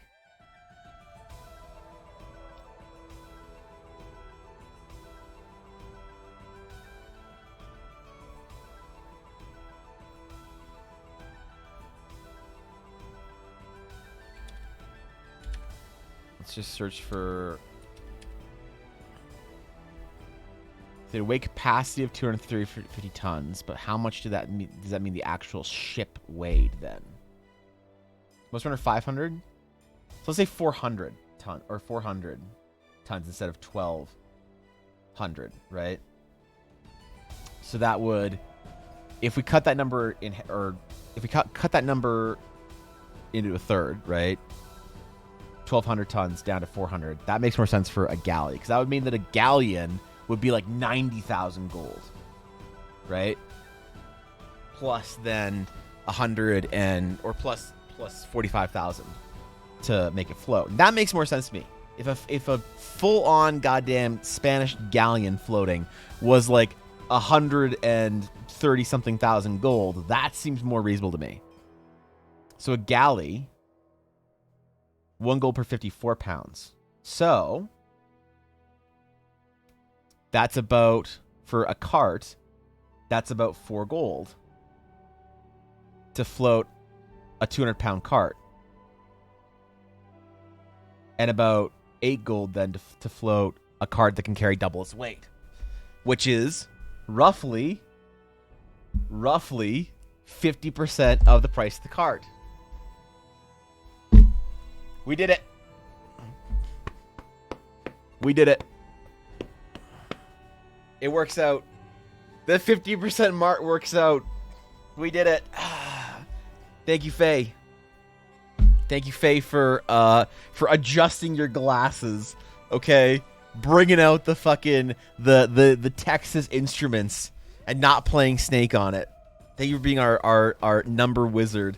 All right, holy shit, man. So around 50% of the okay, is there, the question is there a cost? D&D galleon cost. Is there an official galleon price? Galley for 30k. Does anybody have rules for a full galleon? This random thing is a galleon for 30k. Again, that's not even close to how much. Like, a galleon is way bigger than a galley, right? It's not even on the same. It's not even close, right?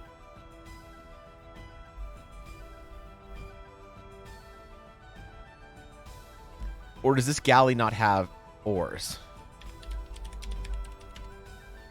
In D&D. No, it does. Galleys have oars, right? Yeah. But wait. Okay, yeah. It's because it's got a place for all the oars. Movement oars. Okay, cool. So yeah, so the idea of the Ghost of Saltmarsh galley is still an oared boat. A crew of 80 to properly sail or row the vessel might carry extra passengers or soldiers. Okay.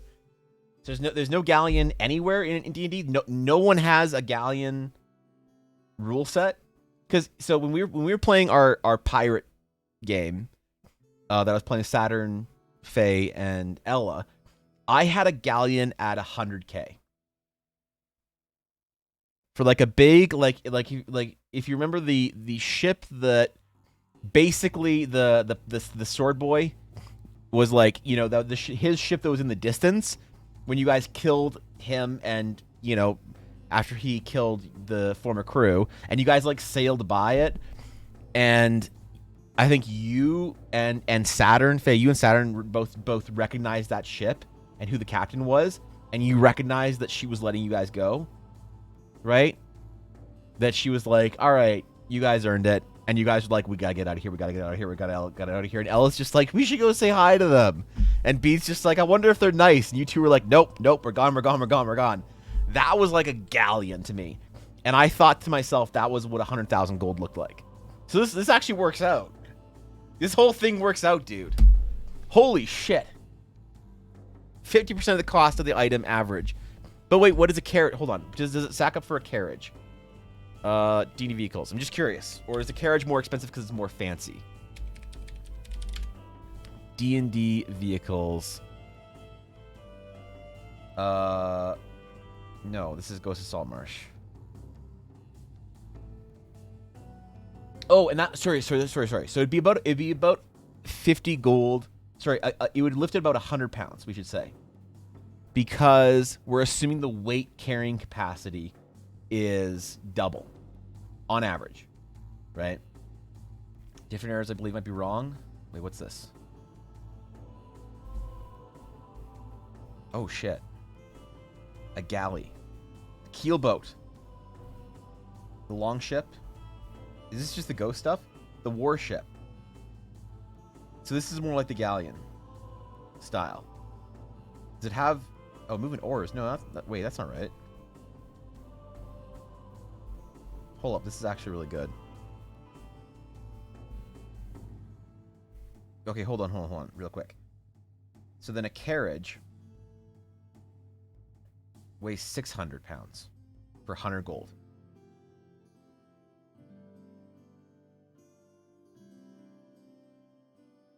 So 50 gold to lift the carriage. So that works out about. Yeah, no, that's about right. Okay, so about 50% of the size of it, and around roughly 100 pounds per gold for a sky shard. So that would mean that an individual could spend 3 gold on like a surfboard, basically, if they wanted to, and do like some windsurfing shit. This actually works. Carrying capacity of a galley in 5e is 150 tons. That's how much it can carry, how much it weighs in total. Right, so I think we should assume that maybe the carrying capacity is roughly double in a lot of ways or something. Or no, it depends on what it is, though. For something like a galley that's more of a warship, it'd be less, obviously. Yeah. This is Salt Marsh UA. Lot is made up way into Salt Marsh. I specifically shared this for like the airships and stuff. Yeah, wait, there's airships at the bottom? Hold up. Airships. Mutiny. Warship. I don't see an airship in here. Sailing ships. Longship. Wait, was there an airship in here? Did I just miss it? Am I dumb? Airship. There we go. There we go. Airship. Dude, Oda. Holy shit, dude. 20 months? God damn, bro. That's a long time. How you doing, Oda? How have things been, man? Thank you for the resub. Thank you for the tier 1 for 20 goddamn months. Holy shit. Also, what's up, Cinnamon? I didn't see you pop in. Damn, Oda. Thanks, buddy. I appreciate that. Thanks for sticking with me this long. I'm honored. Required more miniatures painting, but apparently the first one I picked isn't beginner friendly, and I found the hard way that it wasn't fun to build. What was it? Who made it? It's around 400 tons would be too far off. Right, exactly. Yeah, around 400 tons is like... Yeah, okay, so an airship then, 20 crew, 10 passengers, travel pace 10 miles an hour. That seems a little slow, but maybe not. Doesn't have a price though for it, does it? No, it just has stats. So I guess they kind of want you to just like make it. Okay, that makes sense. What kind of weapons? 4 ballistas. Ooh. I do like me a 3d10 piercing damage ballista. All right, it's always a good time. Okay.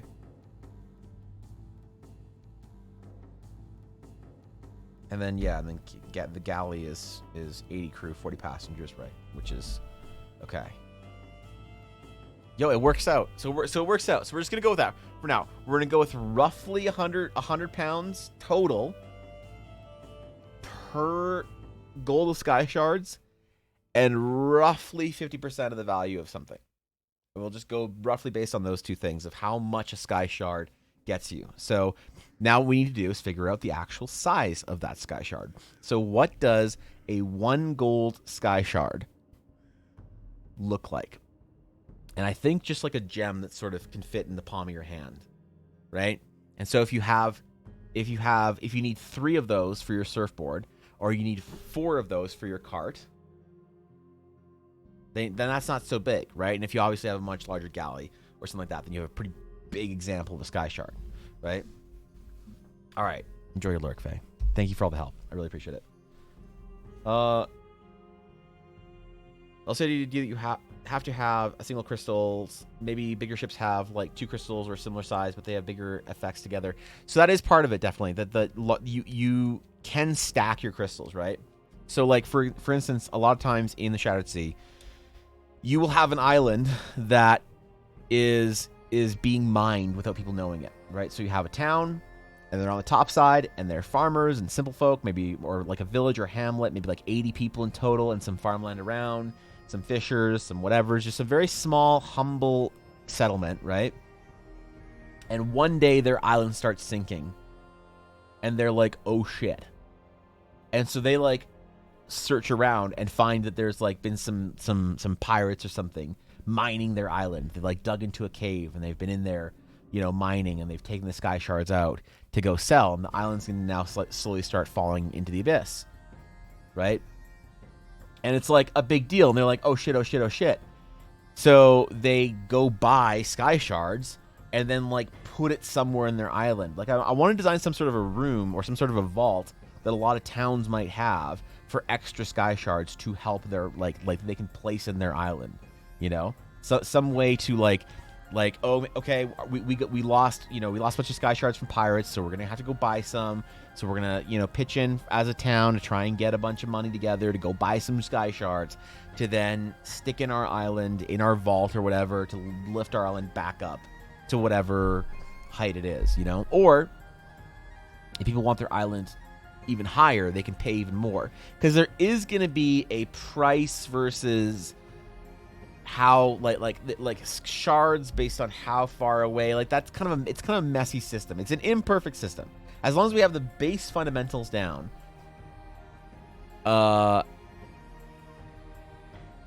it'll work. I feel like. I think. Wrong with the era thing previously. Galley started in 2000. Last they were using 1800s. 1000. Galley started in the very late 1500s and finished until the late 1800s. Right, and they started with the steam powered stuff. It was Skragrott the Loon King from Warhammer Age of Sigmar. Oh shit. That's a lot, Cinnamon. I know you're painting 40k stuff. Shit. Or it's not 40k. Warhammer. What's the company? GW. Sorry. There we go. The bank will be floating like a balloon in the center of the town if you do that. Well, it'll be the kind of thing, Kat, where they have to be like... you could have a whole bunch of sky shards in a room, and they're just like sort of floating in a net. But if you like attach them to the walls in a certain way, then yeah, then the bank is floating. So that's a... yeah, definitely there is a mechanic for whether or not they're attached to the wall or not, I think. Yeah. 2000 BC. Oh, okay. That long ago. Really? I guess, actually, yeah. No, that's about right. I don't know why I was thinking it was more recent than that, but no, you're totally right. 100%. Was the intentional... wait, Evan, was it intentional that one side of the ship looks like a shark head and the other side looks like a Chinese dragon? Dude, you guys are finding some weird shapes in this airship. I love it.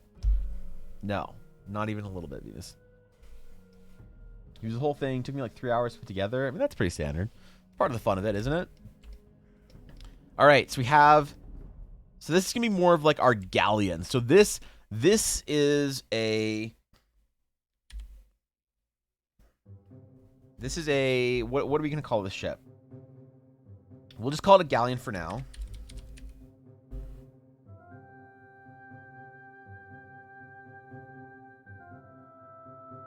Darker than that. We need it darker. Okay, galleon style airship. What is it going to be? About 100k. 100k base, 150k to fly. On average crew 80 to 120. You know, what? 1, 2, 3, like 4, 3 to 5 decks.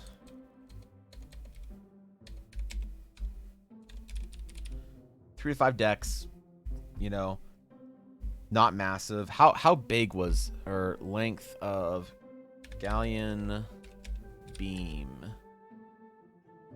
average? No, not gallon.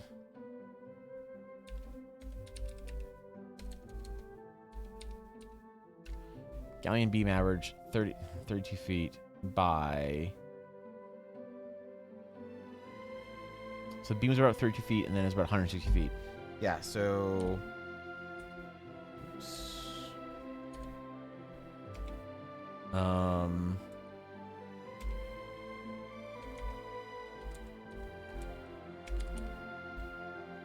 and it's 150 to 200 foot. It's gonna be your average for this.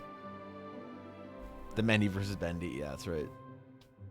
Would have worked with some type of current that goes through it, magical electrical, so that you can carry under your maximum capacity without fear of skyrocketing. 100%. There's gonna be some sort of rune.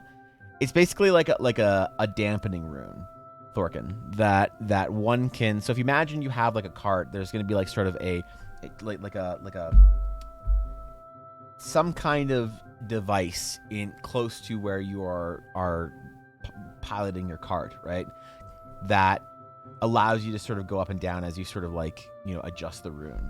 So it's gonna be a very easy thing to, and it's gonna be the kind of thing where you can like go like you can go get that rune enchanted at like almost any enchanter in the Shattered Sea, right? Like you need a new cart, okay, well, you know, you need the device, and you go get the rune enchanted on a piece of parchment from your local enchanter. It costs a couple of silver. It's nothing big. And then you go place the rune, kind of like a temporary tattoo. You know, you gotta rub the paper on or whatever, peel it off, and the rune is the magical rune is like stuck on, or the glyph or whatever it is stuck on the whatever it is we're manipulating. So your solution for everything, you 5-head. I was already enjoying the idea of floating safe. Floating safe attached to a chain so not fly away. That's better, Cat. Cat, we were doing some hardcore math earlier. Could have used you, buddy. We did some hardcore math averaging there. It's all good though. Faye saved us. We averaged it out, Cat, so that it's about 50% of the cost of a ship, or around 100 gold, or sorry, 100 pounds per gold of Sky Shard.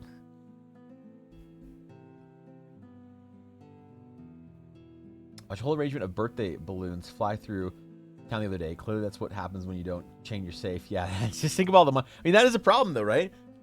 Like if you're like, you know, you got your little Sky Shard and you're like placing it into your cart and you sneeze and your Sky Shard floats up and you're outside, you're like, well, there goes that. You know, that's a gold just gone, right? Which is the thing. There are lots of Sky Shards floating in the atmosphere that people can't get to, right? Because their weight is the most efficient average or whatever weight that a Sky Shark can lift is its own weight. But if you're trying to get up there with like some sort of boat or something, you'd have to have way more Sky Shards in your boat than the boat actually weighs. And even then, the efficient whatever sort of like drags down at a certain point in time where you just can't get up there. The only way you can get up there is some sort of naturally flying animal. But the problem is it's so high up that it's so cold and the air is so thin that like it's kind of just lost. So you have some people go up there on flying beasts with nets to try and capture Sky Shards. It's like one of those things like a very niche fishing kind of thing, right? You'll have some people that are kind of built for it. They'll go up there and they're like really cold weather gear, masks on. They'll go up with whatever their creature is that can fly up that high for a very brief amount of time. They'll try and net as much Sky Shards as they can, and they'll come back down. It's like not the most efficient way to farm or to gather Sky Shards, but like what you realize when you sort of look at how fishing and stuff works in the real world is like even if it isn't something that's super efficient, people will still do it, you know, or whatever. Pretty funny plot point. One of the richer characters orders a galleon while drunk and wakes up owning a galleon. Yeah, orders a galleon, wakes up with a galleon. Yo, what's up, Toby? What's going on, dude? How's it going? Good to see you again. The temporary tattoos, the magical stickers. Yeah, for real, dude. For real. Thank God I was not here. I would have made it. All your calculations go wrong. That's true, Cat. That's true. But what we figured out is that the average Sky Shard, we need to also paint like. So the question is, here's the important question that we all need to figure out. This is gonna be one of the like legitimately, and I know I sound like I'm just kidding, but I'm actually serious. Legitimately, one of the most important things in this entire process of figuring out how airships work. Okay? What color are sky shards? What color is a sky shard? So the TLDR reference for how this happened was, right, there's ley lines of magic in the world, magic sort of rivers and streams that go through the world. They're deep underneath the surface, but you can literally go down to a ley line if you want. I mean, you'll pretty much get zapped because it's like pure energy. The old empire that was at the Shattered Sea on our map, the old, you know, mage kingdom, whatever we're gonna call it, they decided they want to try and tap the rune directly. They want to try and tap the ley line directly and create crystallized versions of that magic. And what they were going to do is they were going to cast a couple of spells. They were going to bore down and drill down basically with magic into the earth, down to the ley lines like river, or they're going to call it. Then they were going to cast 2 spells. One spell that crystallizes magic, and the other spell that is a gravity spell to have it lift up. Their goal was to have some sort of well in which they would have these like naturally rising crystal shards of pure magic that they could catch and then use for their own spell casting. Okay? So the sky shards, when they tried to do that, it was like trying to cut into a fire hose. It just blew up. It just exploded the entire region. They just all. That's why it's called the Shattered Sea, and why it's a sea of cloud. It's a giant crater in the world, right? So those sky shards are now still pouring out with this gravitational spell basically put on it. So this like flight spell, this loosely whatever. So the sky shards are basically going to be whatever color the ley line is, whatever color of magic crystallized is. So part of me was thinking purple for like arcane magic, but I could be convinced blue. I don't want green. That's like too life magic whatever nature-y. You know? Or whatever. What color is arcane magic ley line? Blue or purple or something like that. Would the shards be as high as the ozone layer would be, or lower, and the ship flying above it? Doesn't the ship get pierced if it flew through the shards? Maybe. I don't know. There's little convenience devices for when you put your sky shard in your whatever, a sleeve type thing. You hold it upside down over, or in case you drop it. Yeah, totally. Really light purple, like lilac. Did I misunderstand? I probably cat. Or change color depending on the purity. Well, I want them all to be like pure. I want every sky shard to basically be like just a sky shard, you know. What happens when you destroy a sky shard? Oh shit. Oh shit. What happens when you destroy a sky shard? Damn, dude. I feel like I missed stuff in chat. Would Riven be able to get there? Yeah, probably. 2-hour break. Yeah, we'll take a break real quick. Bizzo, thanks for reminding me. Yeah, what an honor. Toby can hear the map god. Should I poll it? Nah, I don't want to just leave it to a poll. I want to like try and figure out what is a aesthetically pleasing. Yeah, I don't want to just like randomly vote on it. I know I'll have a preference between the two. I was thinking purple though, right? I like the idea of it being purple. I think it contrasts against like a sky, just sort of like purple shimmer in it, you know? The sky shard should look like the astral sage crystals, since it can also be they also supposed to be pure magic. So the astral sage stuff has astral aura magic, which is sort of unshaped arcane magic. Like astral aura magic can become arcane magic. So the arcane ley lines would already have a color to them, I think. Yeah, it's a Black and Forge. Let's go. What's going on? Explosion, a moment of illusion, telling the tale of a specific shard's magic. Color theory time. Happy to vibe. Hope you're doing well. We're chilling, dude. We're chilling. Not maybe since all creatures and population is influenced by where they live. Wood elves being because they live in the wood stuff. Why not have the sky shards having the color of the zone they were harvested? Well, I want all the sky shards to be that's specifically one race. I want the sky shards just to be coming from one spot. So I think we're gonna go with purple. I think we're gonna make our sky shards default purple. I think.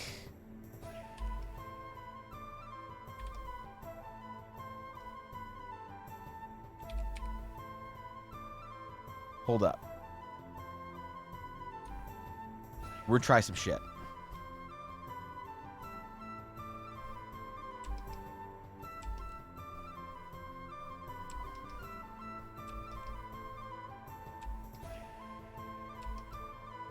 We're gonna try some stuff here, okay? Purple. Purple, purple, purple. Maybe like a... what kind of purple should we go with?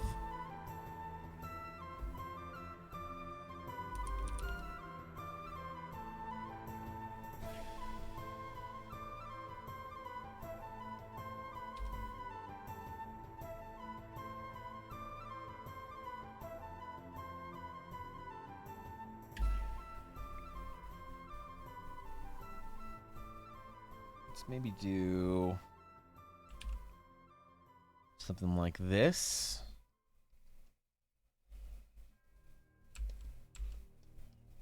We'll paint some facets on it, okay? Don't worry.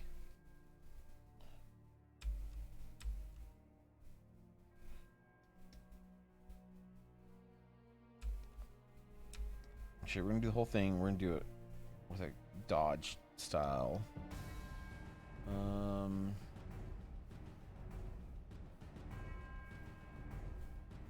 Glowing heart type thing to it. And then we can paint on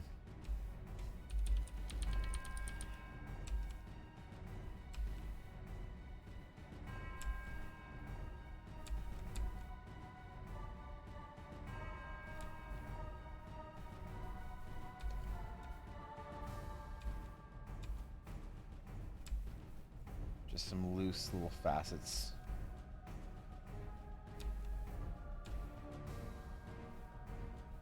Real quick crystalline shapes. I know this looks really shitty, but it's okay. We're just going for a basic color thing right now. We're not super worried about. They're not gonna be like cut perfectly, whatever. They can all be pretty rough. So we don't want to do like proper, like when you think about gems and crystals and stuff. A lot of times people do like proper faceting on them as if they've been cut. But I think a lot of times, like, raw crystals, like, if you look at, like, raw diamond, raw sapphire, they have, like, this really kind of interesting quality to them.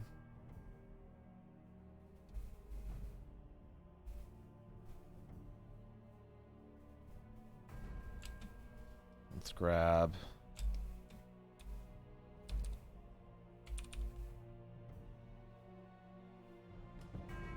some highlights.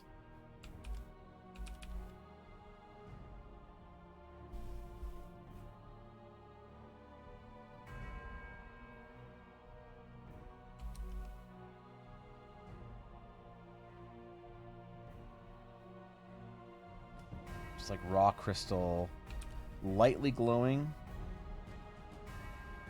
We're gonna have a very faint light glow to them, I think.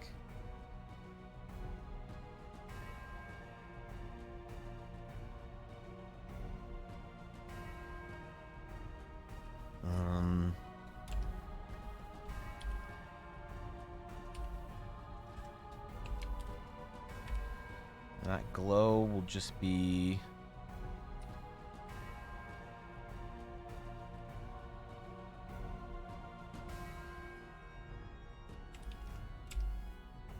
very gentle. Oh, Pog, we're drawing our mouse. Nice. Sick.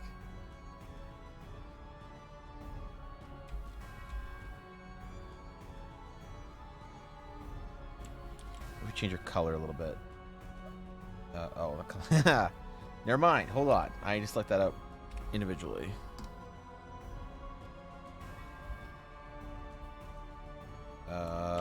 Color. We will add. Ooh, kind of like that. The darker purple with a lot of blue in it.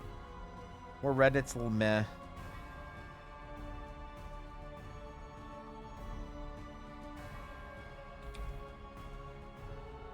It's not bad.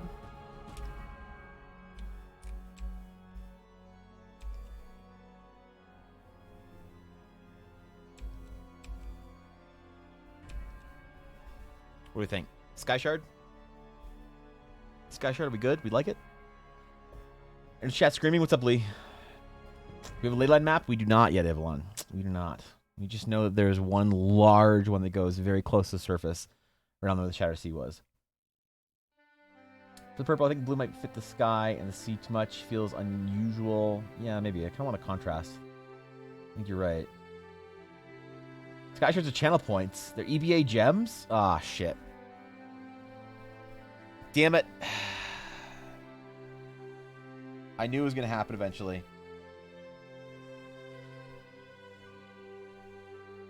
Dude, imagine, like, Sky Shard jewelry. Like, just think about this for a second. Imagine, like, you have a figure. Somebody who has, like,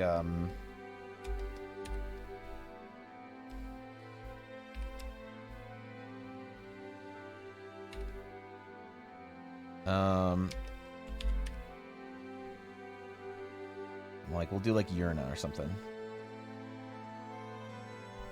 Oops.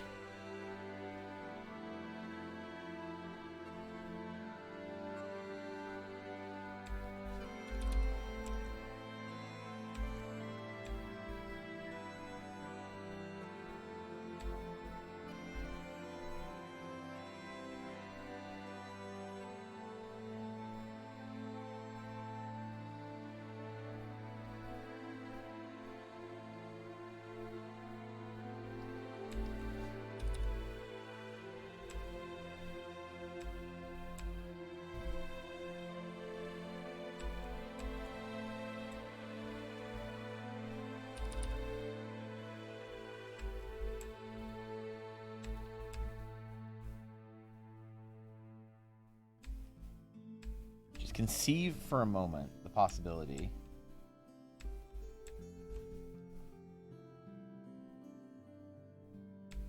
the figure is not super important, but you could have like little tiny, hold up, actually here, hold on, let's do it on, let's do it like this. What's up, Ella? Sunya. What's up? Okay, yeah, just give me a sec. You had like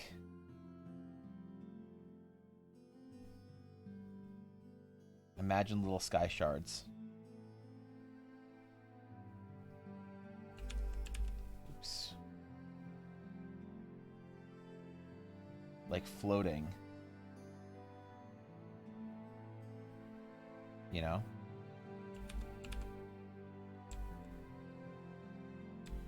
Attached to little like golden chains or something.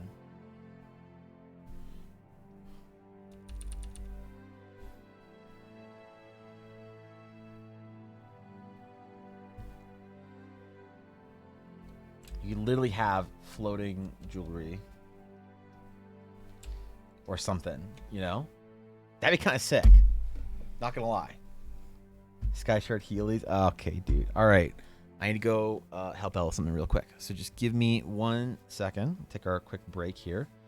When I return, we'll figure out what the average. So this is gonna be the like our larger warship. We're gonna figure out what an average adventuring party ship looks like.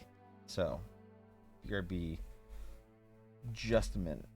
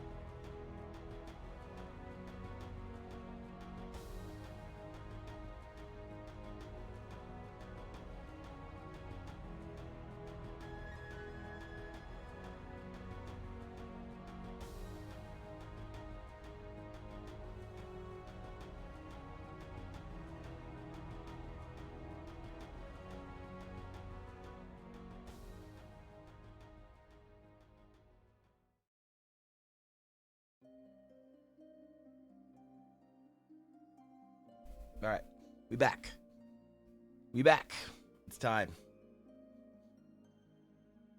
It's time. He can clean the table after himself any way he can float. Wait, what? That's easier. The styles, wire jewelry set on hair and horns with tiny sky shards with little links that they float off. Yeah, I mean, we have a whole...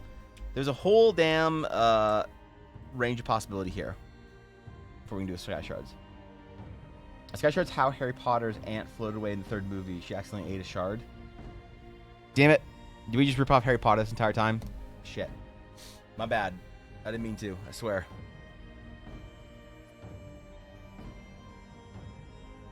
Yo, but actually no riots, Garth. That's Pog. Okay.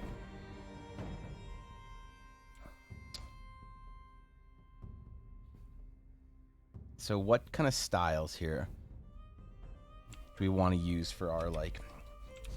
If we're an adventuring party, we are fresh into the world. We're brand new. We just got a ship together. We got 4,500 gold-ish. Because about a ship the size of a galley, you know? Or maybe like a keelboat. Yeah, sorry. Not a galley, a keelboat is what I meant. That's about enough gold to afford a keelboat.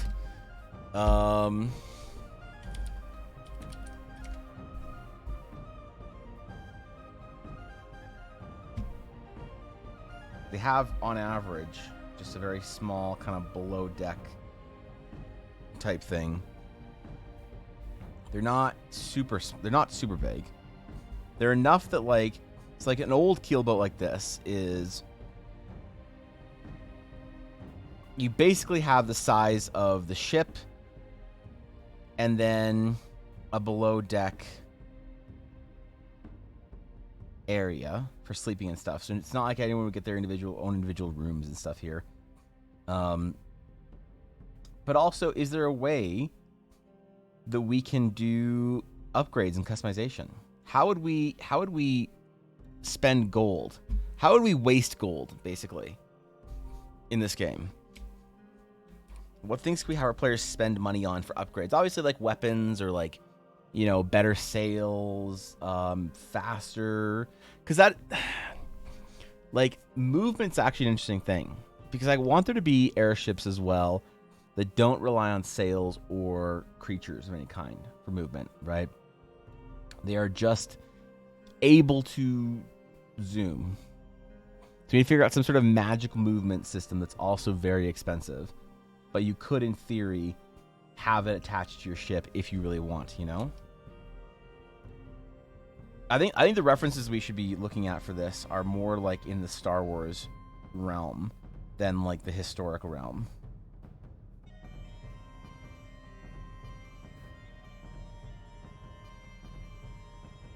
They should be like... Our silhouettes here should be very, very unique.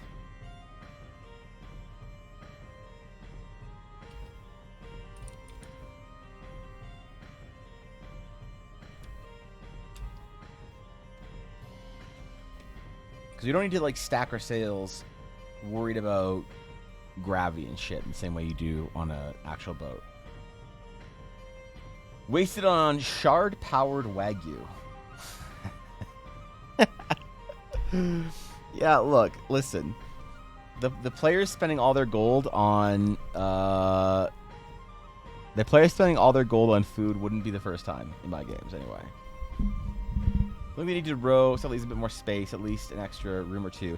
Yeah, I'm basically considering that the layout of the ship will be more or less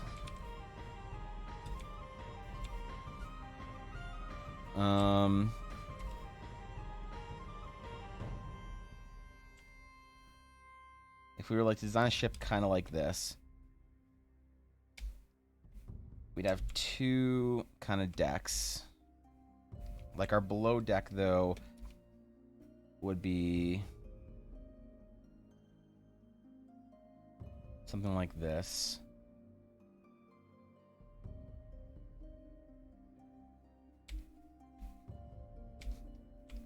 An average person might be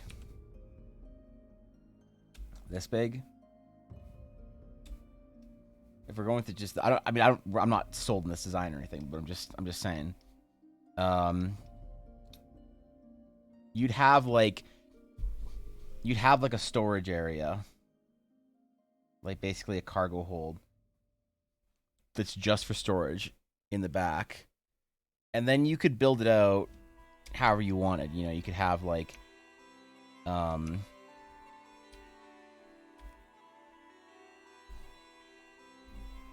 don't know how it would look.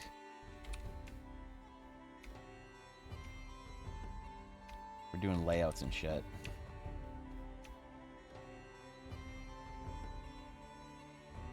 For a group of 4 or 5 players or something,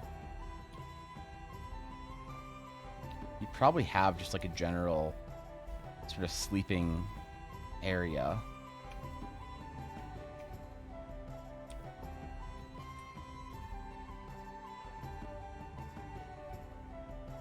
With like cots or nets or hammocks or whatever. You probably wouldn't be able to do anything particularly fancy, right?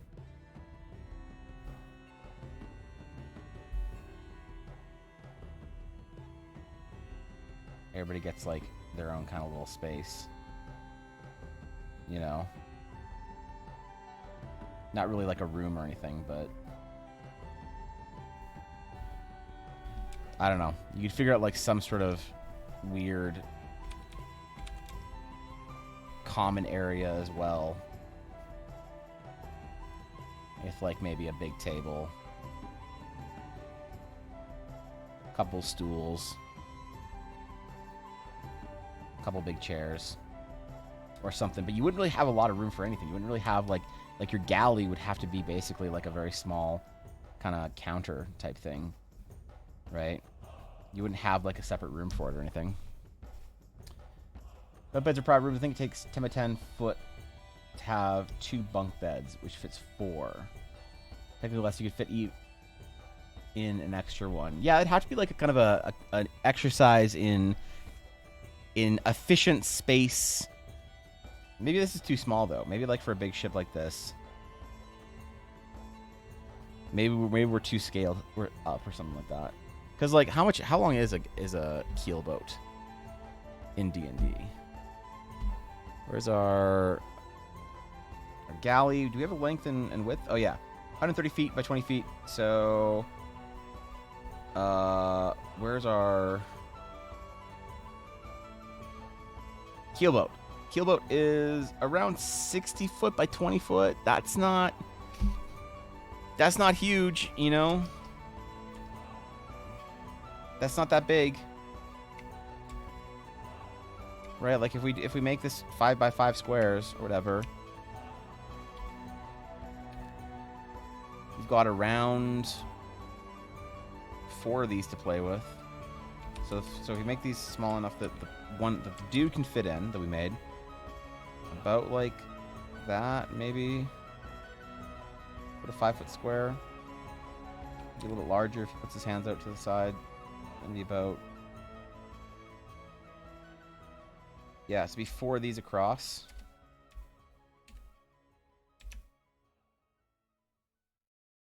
Okay, on average, I mean, like at the widest point, it could be like 5 or whatever. But basically, the important thing is the length. If we're doing about 60 feet, so it's 10, 20, 30. Average like that, but it can be obviously a little bit longer, a little bit shorter, a little bit whatever, because it's a little bit narrower in some areas. So yeah, like that's like probably an 80 foot or 70 foot keel boat.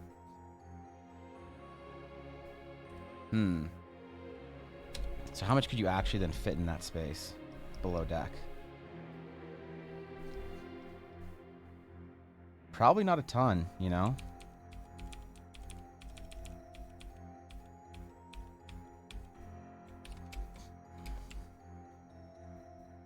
Okay, so we need to find a good design, but we can also do like what the fuck? We can also do interesting shit, like when you look at For instance, Star Wars ship maps. Like these are really cool. Star Wars D&D ships. These are always really fun, I think. Like this ship map and this exact type of ship is what we used for our game, right? It was this exact map, to be honest. So you could even do something. If we're doing airships, we could do something like this. You don't have to. It doesn't have to be like a boat-shaped thing. If it isn't a boat that's designed to also float, which there are. There are going to be boats that are designed to float in water, and they're designed to then lift up into the atmosphere when they get to the Shattered Sea.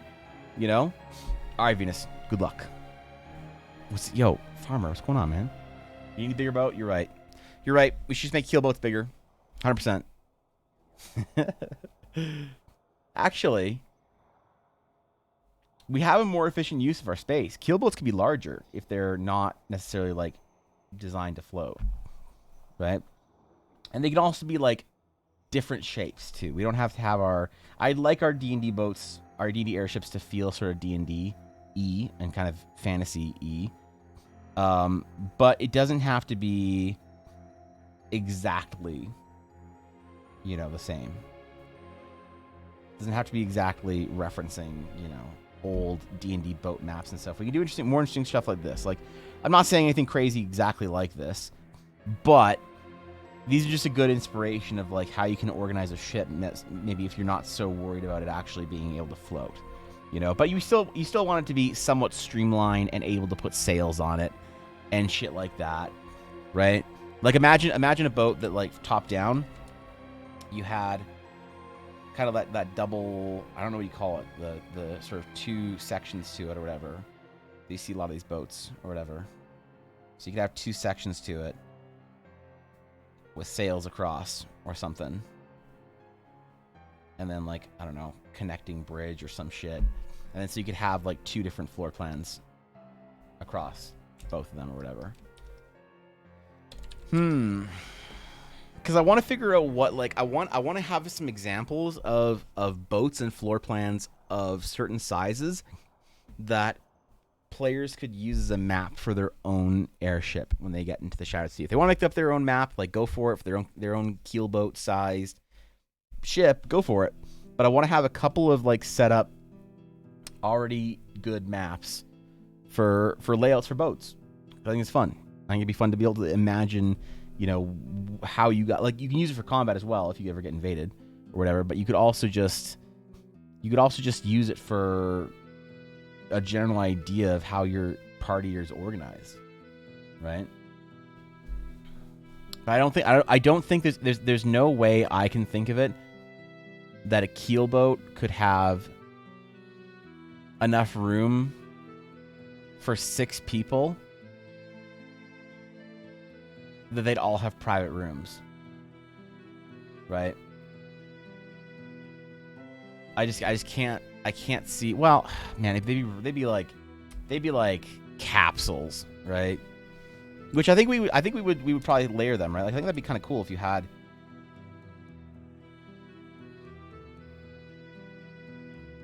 capsules, kind of thing, right?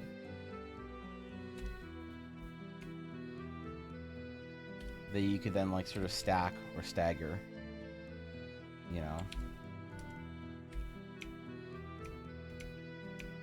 as bunks. Maybe it's a bit sci-fi to have that kind of design as opposed to, but if it's like kind of built into the wall or whatever, I don't know, that'd be kind of cool.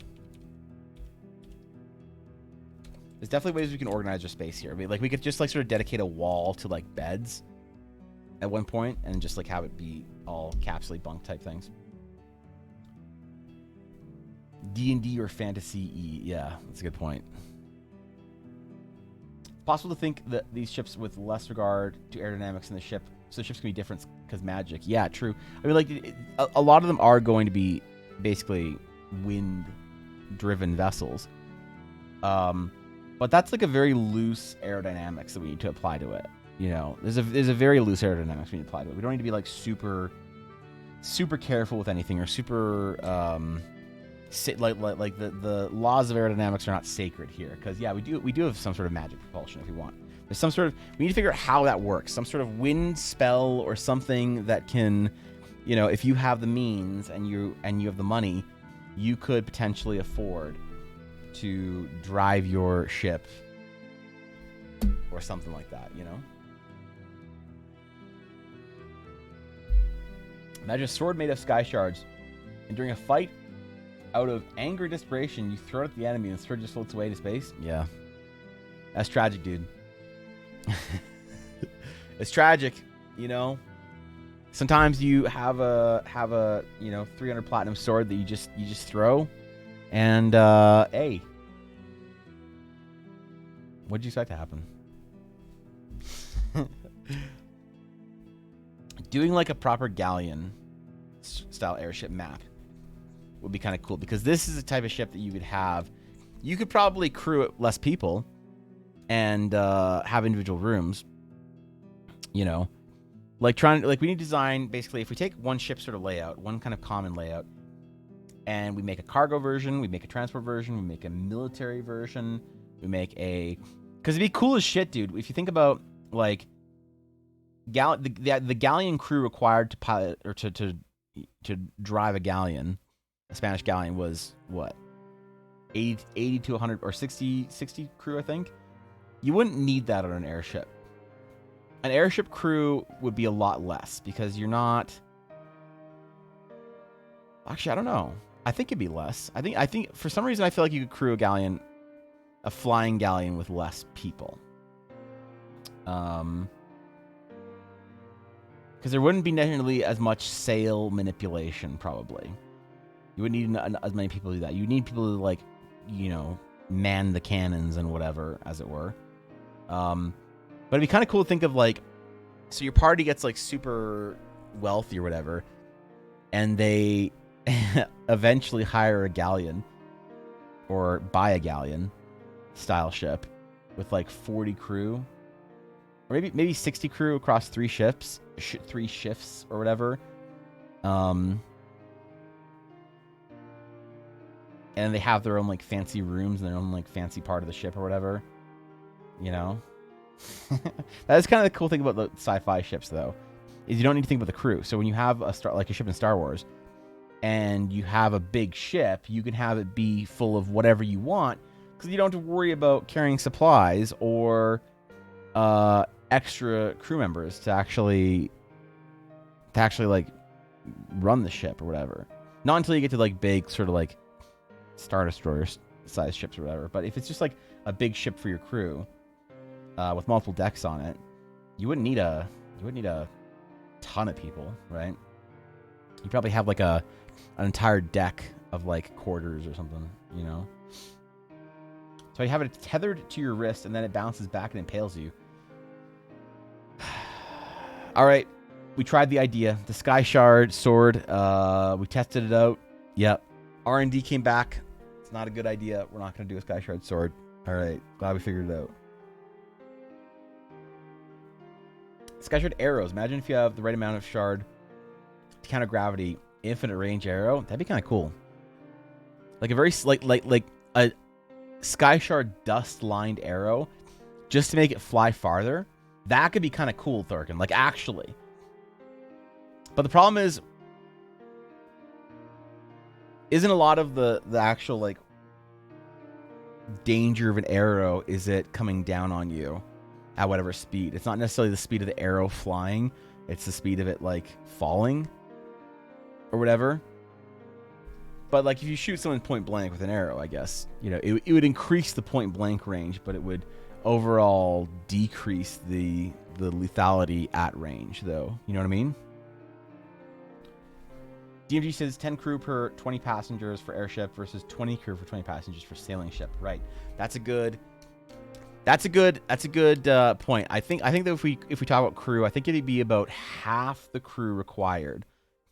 So for a galleon of a crew of 60, or wait, what was the?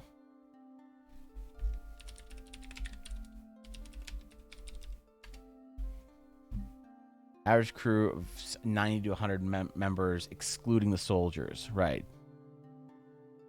So, Spanish galleon. That in the record of the Spanish Navy from the early 17th century shows that each galleon had an average of 90 to 100 crew members, excluding the soldiers. To go by the aforementioned ratio based on the formula, the very same vessel could have additionally carried around 120 to 125 on board. Right. So, we would say that you'd need around a crew of 40, maybe. If we have like a galleon-sized ship, multiple decks, you know, all that shit, you'd probably need a crew of 40, excluding soldiers. So if you wanted to have like a security force, it'd be kind of cool if you had like, if you're like a higher level adventuring party, right? And you have this like airship, this like 100,000 or 150,000 gold airship. You have your crew and, you know, your captain. And then you have also like your own little like mercenary force on top of that, you know, so you have a crew of 50 and then maybe like 12 extra soldiers or something that you hire, you know, as sort of your mercenary crew to go do missions for you or to like to keep the ship safe. You know, you dock at a strange or unfamiliar port and you have to yeah, so because like I mean I guess the world's not that big though, because just the Shadowed Sea is just an area. But I don't think I've ever said this on stream before, but one of the worlds in Eldara, this is like a testing ground for that. Because one of the realms of Eldara is basically going to be a planet-wide Shattered Sea. So when I think about these ideas of like going on this adventure across the Shattered Sea, it's like not huge. It's like the size of, you know, maybe the US or something. So it's still big. There's still a lot of islands, but it's not like this infinite sort of like ocean that you can sail for months and months on end, port to port. But there is a place in Eldara, an entire world that is going to be based around this sort of idea. Very similar to with the Sky Shards, actually. There's going to be a lore linking thing between the two of them. But,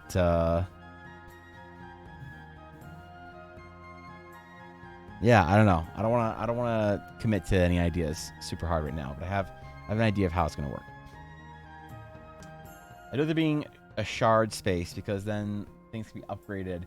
It's more of a luxury you earn to have your own room or shared space. Jesus, sorry, I read that, but I said something different. Yeah. I think it'd be kind of cool, right? You have a shared space. You all have your bunks or whatever, and then you could, in theory, yeah, like upgrade in some way and get your own rooms, right? But you would need to have, so if you buy a keelboat, let's just say, and you have a party of 6, and your party can, and the keelboat needs to be basically crewed by like 6 people. What is the level of understanding of sailing that each individual party member has? Because this isn't the kind of thing where you'd be able to like, you'd be able to have a crew of 6 plus you. It'd be real cramped if you hired a crew of 6. But that's also a lot of people like how much for modest income you'd have to pay each crew member around 30 gold a month, right? So let's just say you do it's a really small crew, 4 people, and you hire them to basically pilot your airship. That'd be 120 gold a month, which isn't that bad. But the problem is, where would you sleep? You'd have to convert your like cargo to sleeping and living space, right? It should be equal in theory, no, that since they would maintain its launching speed, which in regular air declines the further it goes, slower velocity. Yeah, maybe you're right, actually, Thorkin. I don't know. I think you're right. To check the planet, break off, and hit the planet that's now the Sky Shards exist here. What do you mean, Vizzo? There's already lore for this. Come on, dude. Come on, I already spent like 20 minutes talking about lore no one cared about. Jeez, weren't you listening during that 20 minutes when I was talking about stuff no one cared about? Every time it says kill boat, I hear killbot. Wait, when do I say killboat? Imagine machines uprising of robot powered by sky shards. Now it's a cool idea. How do you get? What do you get? Like an automata? Hammock 7, hammocks strewn about. Yeah, I guess like the problem is I feel like a lot of modern D&D players probably wouldn't like the fantasy of their characters having to sleep in the way that you would need to sleep in like 14th century boats or whatever. Right? Cuz you could fit the whole crew in. It's just, you stack the hammocks 3 high on the deck, and you're sleeping in between Grug the half orc shaman and Mordrock the Goliath barbarian, just swinging, right? Then you can fit 10 crew in there easy, or 10 people in there easy. You'd have to like your party members, you have to like your crew, right? But all this like, oh, we'll get separate rooms so that we can, have our privacy and space and whatever. It's like not on the airship, man.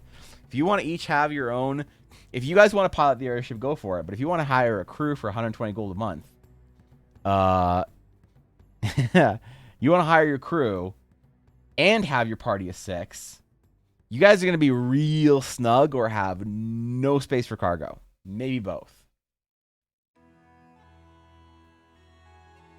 Sci-fi D&D, there you go. Skyships are how Daleks fly, confirmed. Okay, dude. Look at the capsule idea, maybe with a window. It feels very fantasy to me. That'd be kind of cool. Yeah. A little capsule built into sort of the wall of the ship. Because you'd have to figure out, like, if you have a wall section of the ship, you'd have to have all the space would have to basically be used, right? So you have a section here with a bed, right? And then you'd have to have like a cupboard or something. You'd have storage underneath. That's like personal storage for you. And you'd have like a window or whatever that you can look out into the world. And that kind of system would have to be replicated. How many people could you sleep then? Maybe if you had like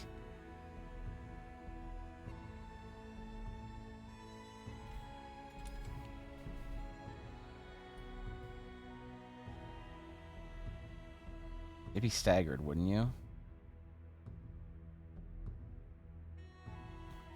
You have some sort of like ladder or whatever.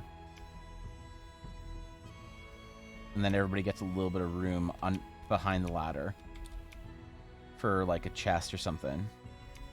So maybe the foot of each bed goes the same way. And then you have a little space inside there for a little chest or whatever, and additional storage or something. And then up top you'd have to have more like storage basically. But if you had something like that, where you had then,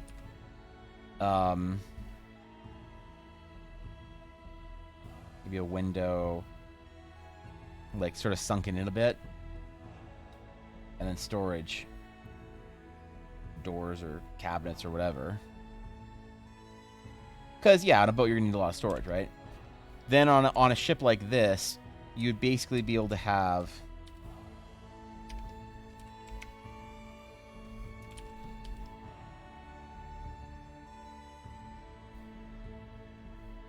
in an area, like this front area, you'd more or less. Oops.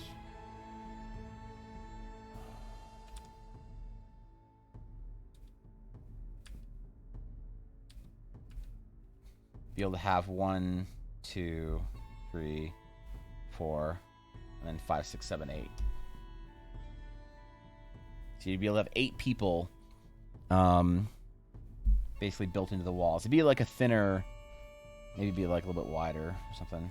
Yeah. If you have these like sort of bunk style type things in there. But yeah, so you could do it if you stacked and like did some cool shit. You could definitely have, sleeping 8 people. Or or 4 and 4, I guess. You know, and that could be your crew and your party. You have to trust everybody, though. To include an upgrade to use the mansion spell in the cabin doorway to make it bigger on the inside because magic. Yeah, I assume people would do that, Farmer. I don't like those kind of spells. I don't like including extra dimensional space all that often in D&D. I find that trying to maintain your bag space and trying to maintain like inside a carriage space, stuff like that, I always find that it is it takes away from something, and I don't quite know what it is. So for my own personal fantasy, I don't like using it. So I'm never going to probably include it in the world's official lore. I'm going to assume people, since they're playing D&D, yeah, there's probably going to be like, yo, hey, we spend, yo, can I get a wizard to enchant the inside of this? And we pay them like 1,000 gold. And then, yeah, you go down and everyone has their own rooms and it's this beautiful whatever. And totally, I imagine that a lot of the problems of how to have interior, managed space or whatever could be just like snapped away if you're high enough level. And a lot of people will do that. A lot of people do that 100% because a lot of people love that idea of like having your bag of holding. You put your stuff in, you get, but yeah, just for the way I'm going to build it, I'm going to assume that doesn't exist. And then I assume, but also assume that people are just going to like, that's how they're going to handle the problem as well, kind of like handle the two things at the same time in different ways. It's got airship proficiency some party member could have that reduces the amount of other crew needed. Yeah, I think the problem though with crew on an airship is just the amount of people that you need for, right? Like if you do 12-hour shifts, maybe there's not a lot to do. Maybe it's kind of like, one person is sort of managing steering the ship and stuff, and the other person is just managing the things around the ship, making sure everything's good, the sails are working, the magic's all good. That's fine, but then like, what do you do at night, kind of thing? I think that's where the majority of the crew numbers come from, is those shifts. Like that's why I would think that having 6 crew would be the best, because you'd have 2 people on shift on 8-hour shifts all the time, and you get off your shift and you have like 12 hours, so you have 4 hours to yourself, and then when you're sleeping, that's also only when you're sailing. When you're at port, you're still paying your crew every day, but when they're at port, they're just fucking chilling. The reason I can't get the idea of lo-fi girl looking out in the shattered sea capsule out of my head. Oh, we should do Eldara lo-fi. I mean, dude, the music's coming along, man. Torgan, I cannot wait to show it off. Maybe I'll see if Dasha will be okay showing something to you or something, because I know you're a music aficionado. But yeah, dude, the first piece that Dasher did is a piece for a place that I haven't personally talked about on stream, like at all, because it's not a place that I'm building adventure for. It's kind of a place very specific to the Southwood. But he made the piece for it, and it's just incredible. Actually incredible. So we're gonna have music, we're gonna have themes, we're gonna have whatever to go on. It's gonna be sick. Japanese hotel pods come to mind. Totally. Whenever cloak racks go between the bunks, maybe easy to grab. Yeah, dude. Not everyone will be asleep at the same time either, since being on the way will mean day/night shifts. Totally. And that's why you need to have most of them, or why you need to have most of the crewing is just trying to have those shifts, right? Now, if your party can maintain, like if you have somebody in your party or 2 party members that can maintain that, like if we just say we have a crew of 6, right? So 2 people are always on, 8-hour shifts. It's super chill. Because an 8-hour shift is not like you're not constantly doing something for 8 hours. You're just kind of sailing. It's just like you have to be there and sort of willing to kind of work for that time. So I think an 8-hour shift would be pretty chill for most people. But then if you had 2 party members that could sail, then you only need 4 crew, right? New style sleeping quarters, stack 3 high without a ladder. Bro, I've seen inside those aircraft carriers. What do you mean? Navy-style sleeping quarters. Bro, Farmer, if I wanted the fantasy of our... if you're playing a fantasy game and you want the fantasy of being a fucking sardine, all right, crammed into your bunk in an aircraft carrier, all right? We're trying to increase the living conditions in our fantasy world. And from a Navy, 3 high bunks, all right? Our racks. I've seen how little room you got. I mean, hey, maybe you're right. Maybe that's like maybe that's the upgrade. Is you have by default 3 high, and then you know, you upgrade to having it 2 high or something. You don't need much room. That's true. That's fair. Care for the music and lo-fi Eldara would be amazing. I'm so excited, man. I'm so excited. I'm so excited for him to do this release. I can't even believe how ridiculously good it is. I don't know what I was expecting, but it wasn't. I was not expecting something that good. All right. It is 1. Unfortunately, we'll have to do a bit of a shorter stream. I'm sorry I had technical problems and we had to start late. But it is, in fact, 1 p.m. And I need to bounce. I got to do a couple things today. Tentatively, I might have to do some stuff tomorrow. There's a small chance that there might not be a stream tomorrow. 90%, 89% sure that it will be. But I am just a little bit worried that I will have to be available for things tomorrow. But I'm gonna try and make sure that I'm not. We're gonna do our best, okay? But if for some reason I don't see you guys tomorrow, if for some unfortunate reason I can't stream, which, like I said, 90% sure I can, then we'll see you later. All right. Have a great weekend, guys. But we'll probably be fine. So anyway, the idea for tomorrow is I'm probably gonna do locations. So for our DMs, they've been requesting location sketches instead of items. We do a lot of items for players, and so I think tomorrow we're gonna do locations. I've really been wanting to do some ancient runes or some mysterious shrines or whatever. So yeah, tomorrow I really hope we're on, because I'm really excited for it. And if we don't, for some reason, we'll just do it next week and it'll be all good. But either way, hope you guys enjoyed the stream today. Thank you very much for coming out for it. I really appreciate it. Thank you for all the subs and gift subs and bits and everything. You guys are ridiculous. This week has been more support than I will ever deserve. But I will attempt to be worthy one day. So thank you for the stream. Good luck with stuff. Yeah, appreciate it, Blue Root. Thanks, guys. Thank you. I hope you enjoyed your stay. And yeah. Tell me stories of your D&D games you play tonight, guys, because I know a lot of people are playing tonight for, again, some reason. Thursday seems to be the day. So, anyway, have a great rest of your day. Until next time. Farewell.